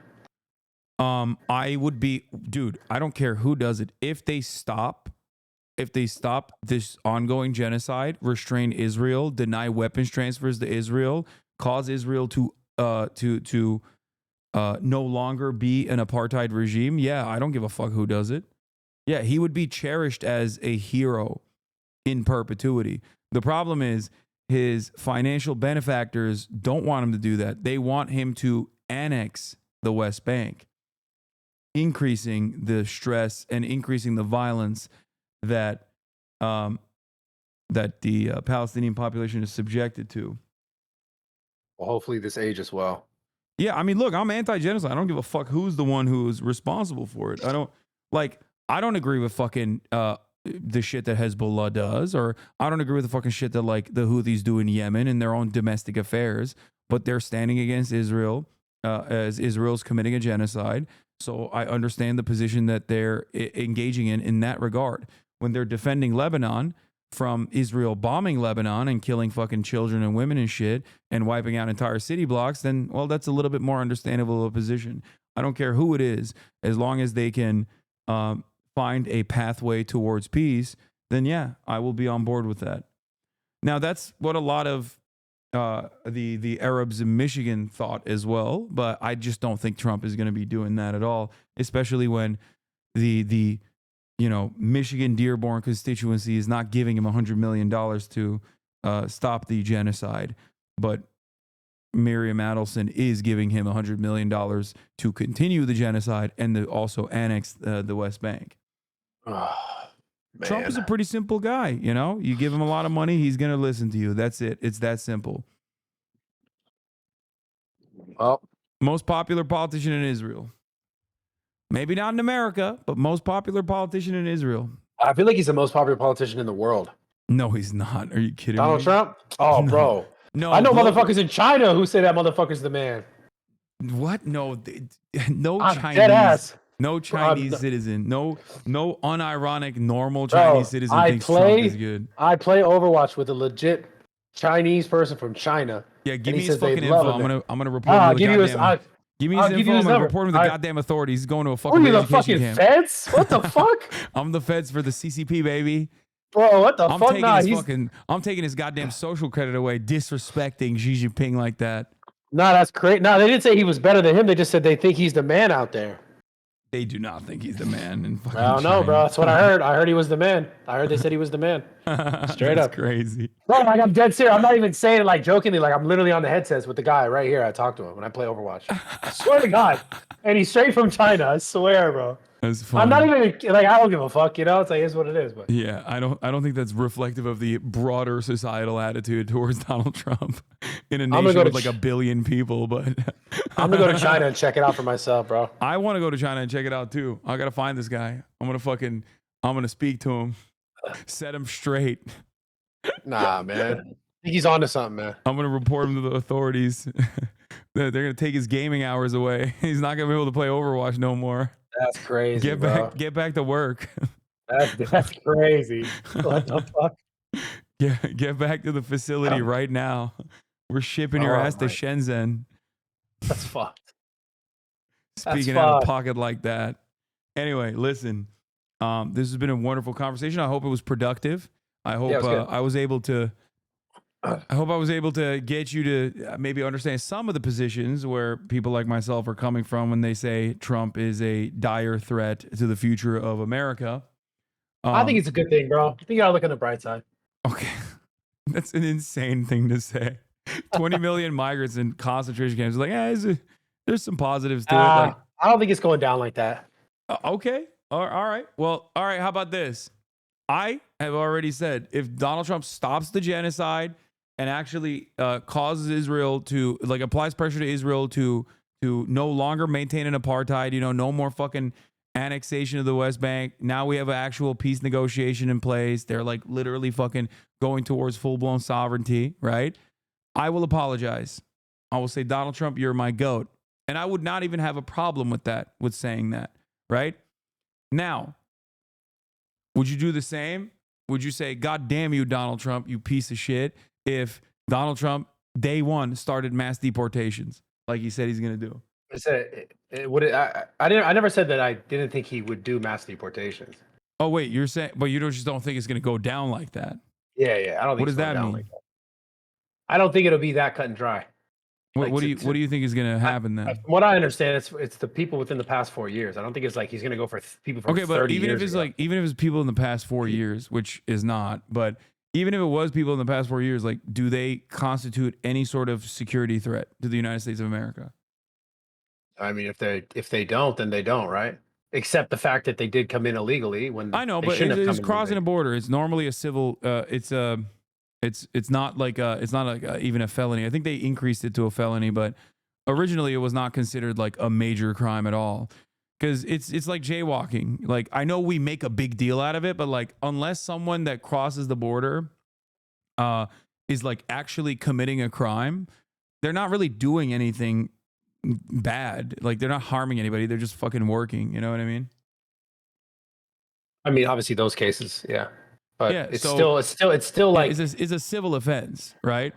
but to still just come in and like my issue is just with the people who are doing it legally, who have been doing it legally or trying to do it legally, and it's Okay, but they're like, getting my fucked. point is this: like, if they're not actually constituting a harm, like serious harm, if they're simply here to work, wouldn't it be simpler to process them instead of fucking putting them in a facility, slamming them in there, and then just like kicking their asses out and shipping them wherever? I mean, yeah, it would be easier, of course, for sure. Yeah, that'd be beneficial, right? So why is he not doing that? Why is he trying to mass deport them? That's my question. So that we have a semblance of a country can actually be a country with a border. Without, it's kind of just. Do you feel like what the fuck America's are we not a doing? country right now? I mean, I feel like for a while I was getting fucking kooky, for sure. Was it getting Still kinda kooky because of migrants? Like, it's getting kooky for the things that you and I both agree with, right? Cost of living is super high. There's Yeah. major crises, like in terms of housing market. People But can't it afford. goes. People can't afford healthcare. Shit sucks. But is it? But like, the undocumented immigrants didn't cause that. You know what I mean? They're just regular people. The only thing that they're missing is the proper paperwork. Right. But doesn't it go back to the shit where you were saying earlier, like there are some people within this population of undocumented that are committing crimes, no matter how Yeah, big or it's a small that number may insanely- be? No, but that's an insanely minuscule percentage. That's not how you do. That's not how you write legislation, right? Like, if your house is on fire, you're probably not going to fucking care about like the color of your curtains. So, or you're not going to care about a fucking match that was lit in that moment, right? So the number of like homicides in this country is very high, but you can't say that you're doing. You can't say that you are trying to stop homicides, like trying to put a stop to the mass amounts of homicides in the country by focusing on 29 homicides. People that have done them have been deported, by the way. So, or not deported, they're in jail. So, like, if they are only responsible for 29 out of like 10,000 or 20,000 homicides and manslaughter that happen every year in the United States of America, then hyper focusing on that group of people is like insane, right? It'd be like this. It would be like the Amish. Let's say the Amish are responsible for like 29 fucking murders a year. If Donald Trump was like, we really need to fucking solve the crime in this country, and that's why I am putting every Amish under complete surveillance until we figure it out. You'd be like, what the fuck? What do you mean? The fuck are they doing? They kill what? Yeah, but like the reason why that argument doesn't make sense, it falls apart, is because you're talking about like illegal immigrants that, for all we know, there's many more than are accounted for, right? Like that's the whole purpose. We're talking about people. Yeah, but that number transversing- actually favors me. If you're saying that there's 20 million migrants and the number of murders that they've committed is 29, that means it's actually even less likely for an undocumented migrant to cause crime. No, I think we're missing each other on this point. What I'm saying is the problem itself is still the fact that there's not a secure border, right? So if there's not a secure border, and if we're saying we're reporting there's 20 million or there's 10 million or 5 million, for all we know, that number could be exorbitantly larger. What I'm Okay. saying is, so if you're referencing how many people are committing crimes, you're referencing only the ones that we're knowing that we've counted. We said, hey, this is someone from this region that wasn't here, that is illegal, that So committed you're a crime. saying that like potentially all of the like unsolved murders that are happening are like Absolutely not. done But I'm by- saying there is a part that you still have to go, okay, this also has to be amended and fixed. Okay. Just like there's tons of other things. There's data for this as well, right? Like you look at criminal convictions, right? You look at arrest records and criminal convictions, right? So as far as how many undocumented migrants are responsible for crime or responsible for homicides and manslaughter, you can match that up with you can match that up against like the amount of crimes that are unsolved. If the likelihood of an undocumented immigrant doing crime is like 2 times lower or 3 times lower than the likelihood of an American citizen doing crime, then there you go. It's very unlikely that these unsolved murders are even like these unsolved murders are being caused by like undocumented migrants at all. It's most likely still going to be documented U.S. citizens. That's just how data works. Let me ask you a question. It might sound crazy. Who do you think should do crime in the U.S.? Undocumented citizens or citizens? I don't think anybody should do crime. I'm anti-crime. Certainly not, right? We both probably agree with that. The argument So, the argument is like if they were an imminent threat, if they were just like if undocumented migrants were just like literally, if Trump was right when he said undocumented migrants are killing 100,000 Americans a year, then yeah, I'd be like, that's a fucking not even a normal problem. That's a major problem. We got to do something about that. So my question is, why do you think he feels the need to lie about it so severely so that he can justify his deportation process? If it's not the case, if it's not the truth. if which is not the case, that there's If happening at a crazy rate. my question to you is like, why do you think Trump lies and says undocumented migrants are doing, unimaginable amounts of crimes if that is not the truth? Why do you think he feels the need to lie about it? Because if it was the truth, if they were actually constituting like a severe threat, he wouldn't have to lie about it. He would just tell you the actual data. Right. Don't you think that his argument would be a little bit more hollow if he was like, we're going to deport 20 million people because 29 random undocumented migrants are not a monolith anyway, right? They're coming from multiple different countries, multiple different backgrounds. They all have very different interests, many of which are, just the same normal human interests that we all have. But if he were to try to monolithize this entire group of 20 million people and then justify this mass deportation policy by saying they did 29 murders and homicides, including, drunk driving incidents and shit this past year, people would look at him and go, what the fuck? Dog, 29? Like, don't you have more serious shit to worry about? You want to be the fucking president. Right, That's why he has to lie. Because when he lies like that, he gets guys like you who are, kind individuals, empathetic overall, to think, well, maybe there's a bunch of fucking crimes that are happening. You said empathetic overall. I thought you said empathetic. I was like, hold on a minute. Empathetic. Okay. No, Wait a sec. empathetic individuals in general. Yeah. You look at that and you go, well, maybe there's a lot of fucking crime happening that, that we haven't accounted for. He probably knows. He was the president. But still, though, the crime is illegally entering a country. There's still a crime. Like, it's not obviously it's not like a fucking. Okay, blowing past a stop sign is a crime. You know what I mean?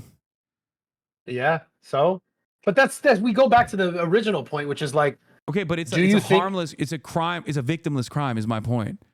Like, not everything that's a crime needs to be dealt with the most severe penalties. And I think forcible deportation is one of the most severe penalties that someone can withstand. So the crime needs to match the punishment, is my point.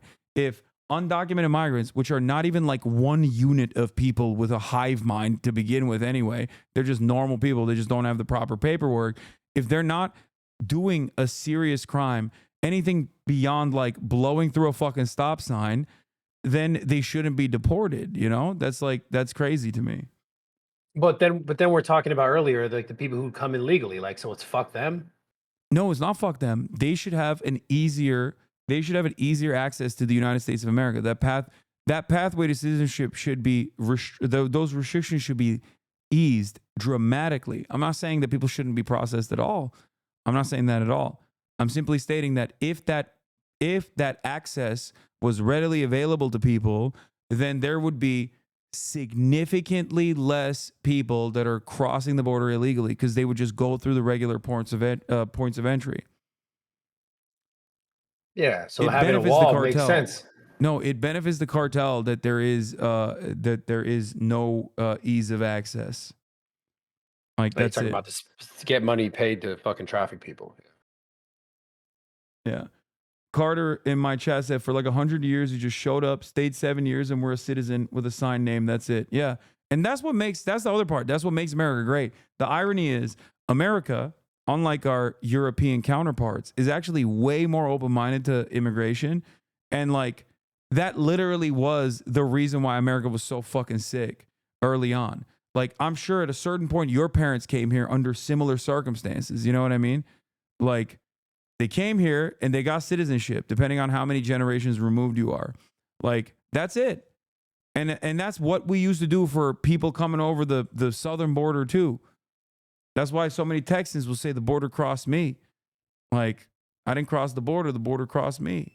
And that's the case. That's the reality. And it's hard to envision a world where that is still the reality because it seems so far removed from where we're at now. But that's because of a metric ton of propaganda that you experience, that you see, that you engage with, and then it breaks your brain a little bit, and it causes you to think like, oh man, maybe these guys are actually kind of scary. They don't even speak English that good. What the fuck? Like I'm scared. That's where this comes from. It's the fear of the other, and people like Donald Trump. Do you really think that? What do you mean? You really think you think that this comes from the fear of the other, not just the fact that like people just want to feel like their country is not letting just random shit pull up into it? You don't think that's the reason why? Well, if the random people that are pulling up to the country is like literally the foundational basis of America, that like motherfuckers just randomly pulled up here and they became citizens, and that's how we started the country, and that's how we did it for years and years and years.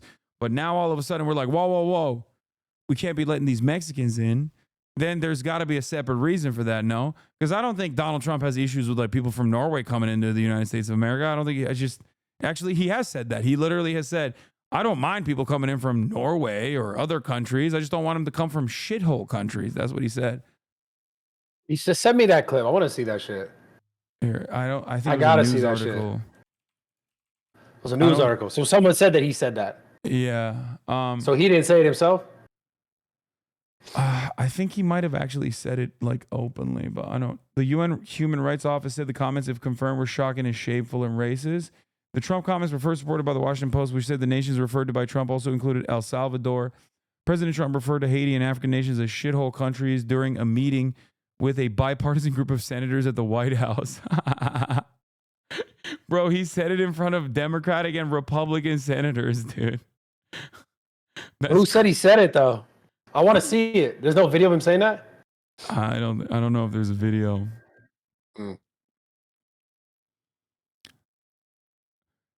Why are we having all these people from shithole countries come here, Trump said, according to these people. Do you think it's that far-fetched for him to say that? Be honest.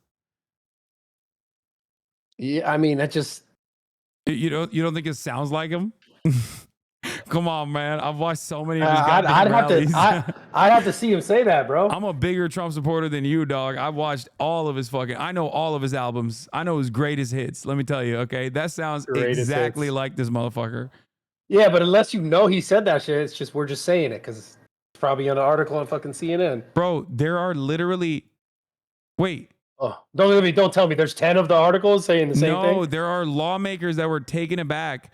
According to people familiar with the reaction, Senator Lindsey Graham and Richard Durbin had proposed cutting the visa lottery program by 50%, then prioritizing countries already in the system, a White House official said. A White House spokesman defended Trump's position on immigration without directly addressing his remarks. The White House did not even dispute the account. Wait, what the fuck are you looking at? I'm sharing the screen. It's a Washington Post article. Oh, here it is. The White House did not even dispute the account. I mean, look, this is something that Trump has said things along this line numerous times, so it's not that shocking to me that he said this as well. It wouldn't be a dramatic change of pace from what he has said. Good old Washington Post, huh? Oh, come on. I mean, if it was so out of pocket, I'd be like, maybe you're right, you know? Because, yeah, these guys don't love Trump. Well, I guess they do love Trump now because Jeff Bezos was like, don't you dare fucking endorse Kamala Harris. Yeah, I saw that. That was pretty funny. Yeah. Oh, I want to ask you. That's what I wanted to ask you. What's your take? I thought of this way earlier. We just kept talking. But what is your take on no one giving a literal fuck at all about celebrity endorsements and how hilarious that is? And I think it has to do with the internet. I like that. No, I like that. I think it's great. But people do give a fuck about it, right? Like, I mean, You think so? did Trump didn't go on? Did you go on? Did you talk to Trump? Yeah. So you did. Yeah. Okay, you're a fucking celebrity, dog. What the fuck do you mean? I'm not. So I'm some dude doing No, podcasts. what the fuck? What are you talking about? I'm just doing what the podcasts. fuck? You literally are the celebrity endorser. Did you Yeah, feel but- bad? They yeah, said the but- Nelk Boys, but they didn't reference you personally. No, I don't care. I don't care. But listen, Dana White but did I'm- not want another bald Yeah, you man hated that too. to retain glory that night. You know, I saw that. the bald man hate. No. Suspicious. That's So- bald on bald violence. No, you're stupid. No, I don't mean that. Like, internet age is different. I'm talking about like these mainstream used to be like the Beyoncés and all this shit. Like, it just seems like people are like, everyone's reaction was like, that's the Diddy Sure, list. I don't give a fuck what some celebrity says about whatever fucking politician. I think that shit is lame as hell. But also, don't act like the Republicans did not use the celebrity circuit themselves. They just used the podcast circuit, which, in my opinion, was more effective. Was more effective in like retaining like genuine loyalty from your audience, because I think nowadays people probably feel a close and personal bond to people like yourself and myself more so than they do to like fucking Beyonce. Yeah. So for that reason, when you have a politician on and you speak to them, your audience is infinitely more receptive to that politician. You have the capacity to humanize them. So that's the other question. If Trump does all this fucking crazy shit and you have to, say that he sucks for doing that because you said he, it's not going to go down like that. But what if it does? Are you going to feel bad about it? That's another question. Yo, can you see my screen? What is this? Call her daddy? Oh, that was awful. Okay. Okay. When I saw these numbers, that's when I knew that it was over. I'm not gonna lie, as an influencer, when I saw this, 800,000 people. That was dog and shit. Then Rogan's, I was like, oh my God, it's game over. That's when I bet a lot of money. The second that I saw that, Yeah. I bet on Trump winning. Yeah, no, Joe Rogan's interview, but Joe Rogan's also a much more popular podcaster. He's the number one podcaster in the world, Yeah, but the whole world is talking about Kamala, right? At some point, we're all talking about these people, and if there's not that many people going to actually watch it, it's just like, does people even care what the fuck she's saying? It's because like if Kamala went on Joe Rogan, I'm sure it would have done crazy numbers too, though. Like that's what I mean. But would she have? Oh, it would have for sure. Yeah, would she have been as like charismatic, as telegenic as like Donald Trump? I don't think so. She is like way more buttoned up. So yeah. So I Damn, think, like, bro. I mean that difference is crazy. Make no insane. mistake. No, Trump pummeled the fucking podcast orbit. There's a lot of articles that are coming out on this. Like, I mean, I know because people reach out to me because they see me as like the counter to all of this stuff on the left, and there is no equivalent. Like Kamala Harris is not coming on my fucking stream. She's not coming on a podcast that I have. You know what I mean? That's not gonna ever happen. You would never do that? If given the opportunity, would you interview both? Would you talk to both? Yeah, I would. Yeah, especially now, yeah. I definitely would. I'd be like, "What the fuck did you do? That was a terrible campaign." Why?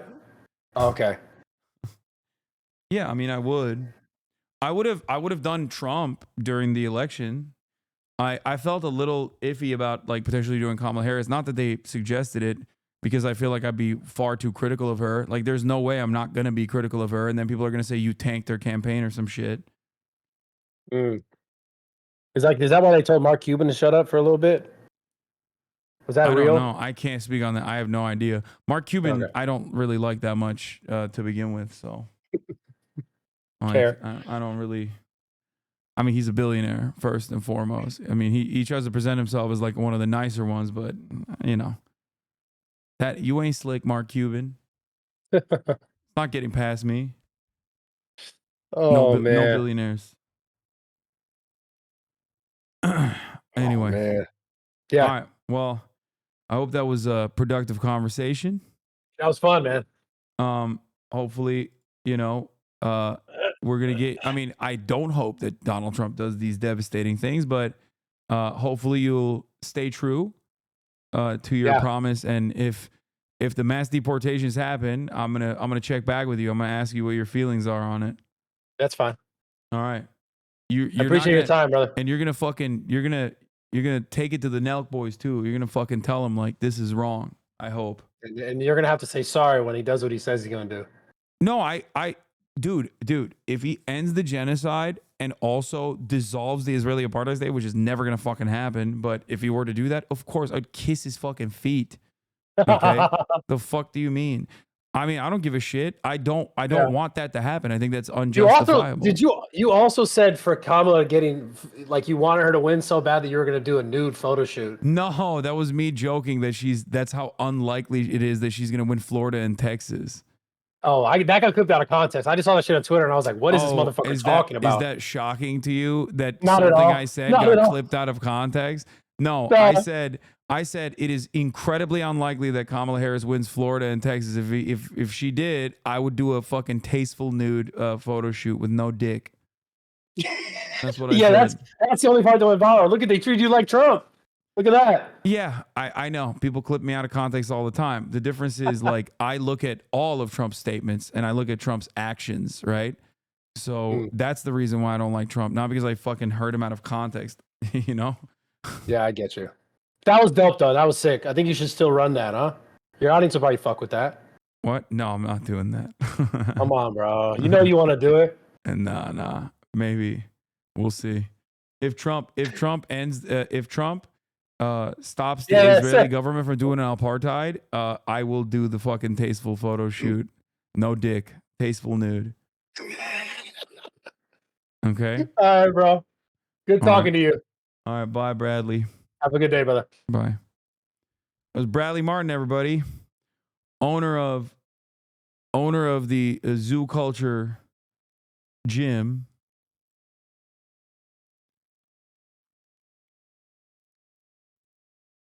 Dog, if he stops the genocide, you got to show dick. No, we're not showing dick.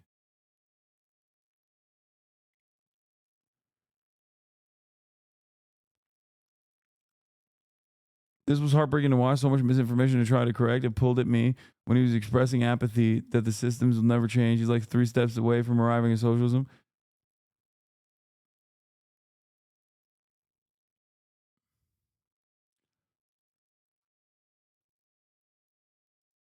I think if Trump ends the apartheid, we deserve full dick. That's crazy.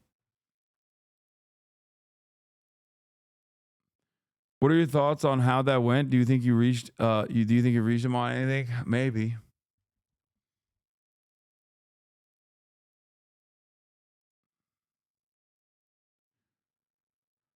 Trump's campaign strategy was to target young men who mostly interacted with politics through Edgy Bro podcasts and social media. In July, campaign manager Susie Wiles tasked the 27-year-old spearheading Trump's podcast circus, Alex Bruzewitz. After dropping a list of shows for Trump to go on, Bruzewitz and senior advisor Danielle Alvarez called the former president one morning while he was on the golf course. I have a list of podcasts I wanted to pitch you. Have you talked this over with Barron, he asked. No, sir, the young staffer told him. Call Barron and see what he thinks and let me know. After scrambling to contact Trump's younger son, whom Melania has shielded from the political fray, Bruzewitz got Barron's sign-off. Their plan was to start with Aiden Ross, a young provocateur mostly known for collabs with celebrities on live streams of video games. And Nazis, by the way. Like, that's crazy that the media has like completely dropped the ball on this shit. Like, you're a fucking national political correspondent for the time, and you're like, oh, Aiden Ross, you know, just a funny guy. That's crazy. Anyway. After scrambling to contact Trump's youngest son, podcast strategy was set in motion. I mean, the Aiden Ross one was actually really bad. Overall, it wasn't that successful. But Theo Vaughn is when my attitude shifted. And you probably saw it. If you were here watching me go through the podcast route, I was like, okay, that was the Aiden Ross. The Aiden Ross one wasn't like, it didn't really have that much motion, but the Theo Vaughn one was when I was like, oh shit, this is fucked up. This is not good. He is getting super humanized here. Over the next few months, Bruzewitz coordinated with Barron, booked Trump on a marathon of frat-like podcast interviews with hosts who have massive young male audiences, Logan Paul, Theo Vaughn, Joe Rogan. I think it's kind of crazy that Donald Trump has been on like a shit ton of podcasts that I've been on with people that I know very well.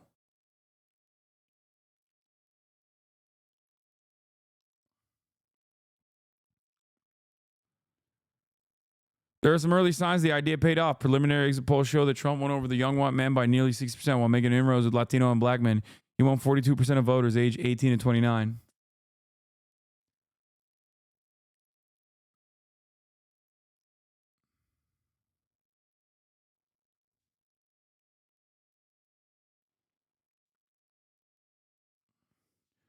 Obviously, Trump's win is due to more than podcasts. It will take years to fully understand the sweep of his success, but this was core part of an unconventional campaign thesis: max out the men and hold the women, as a Trump aide told me.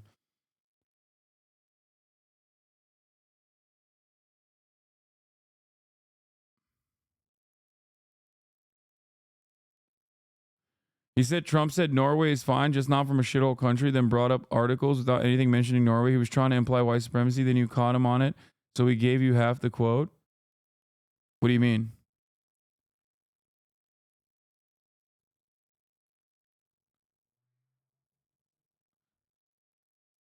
I remember some along those lines. Why are they being such sore winners? They're not.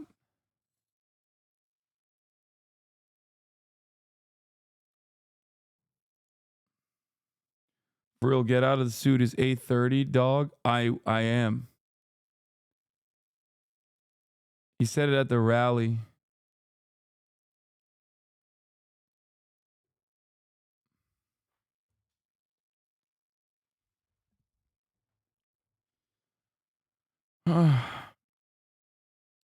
Men maxing, yeah.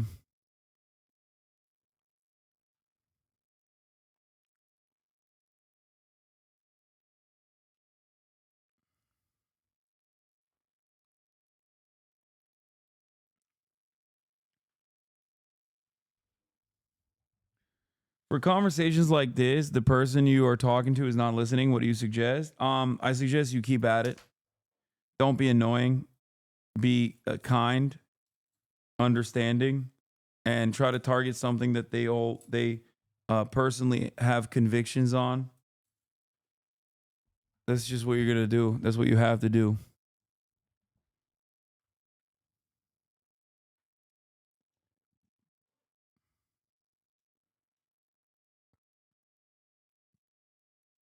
Do you think Barron? Do you think Barron will inherit the crown?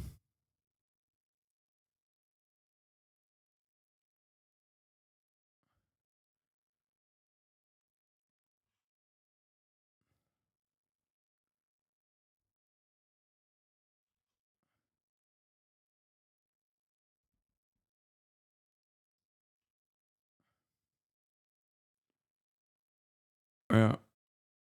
Anyway, what about when it's one of your parents? You just gotta do the same thing. Anyway, I'm tired, everybody. That's it for me today. I love you all. If you enjoyed the show, please subscribe. Your support, show your support by subscribing. And that's it.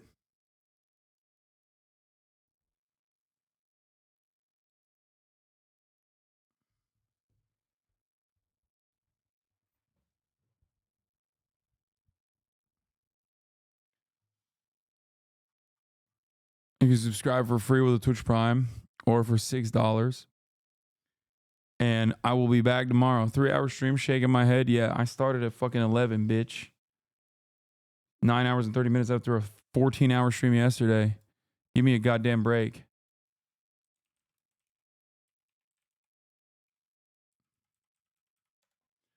Anyway.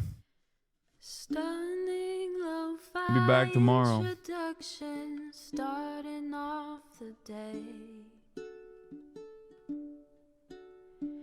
All the shadows trickling in has helped people hate. Anyway.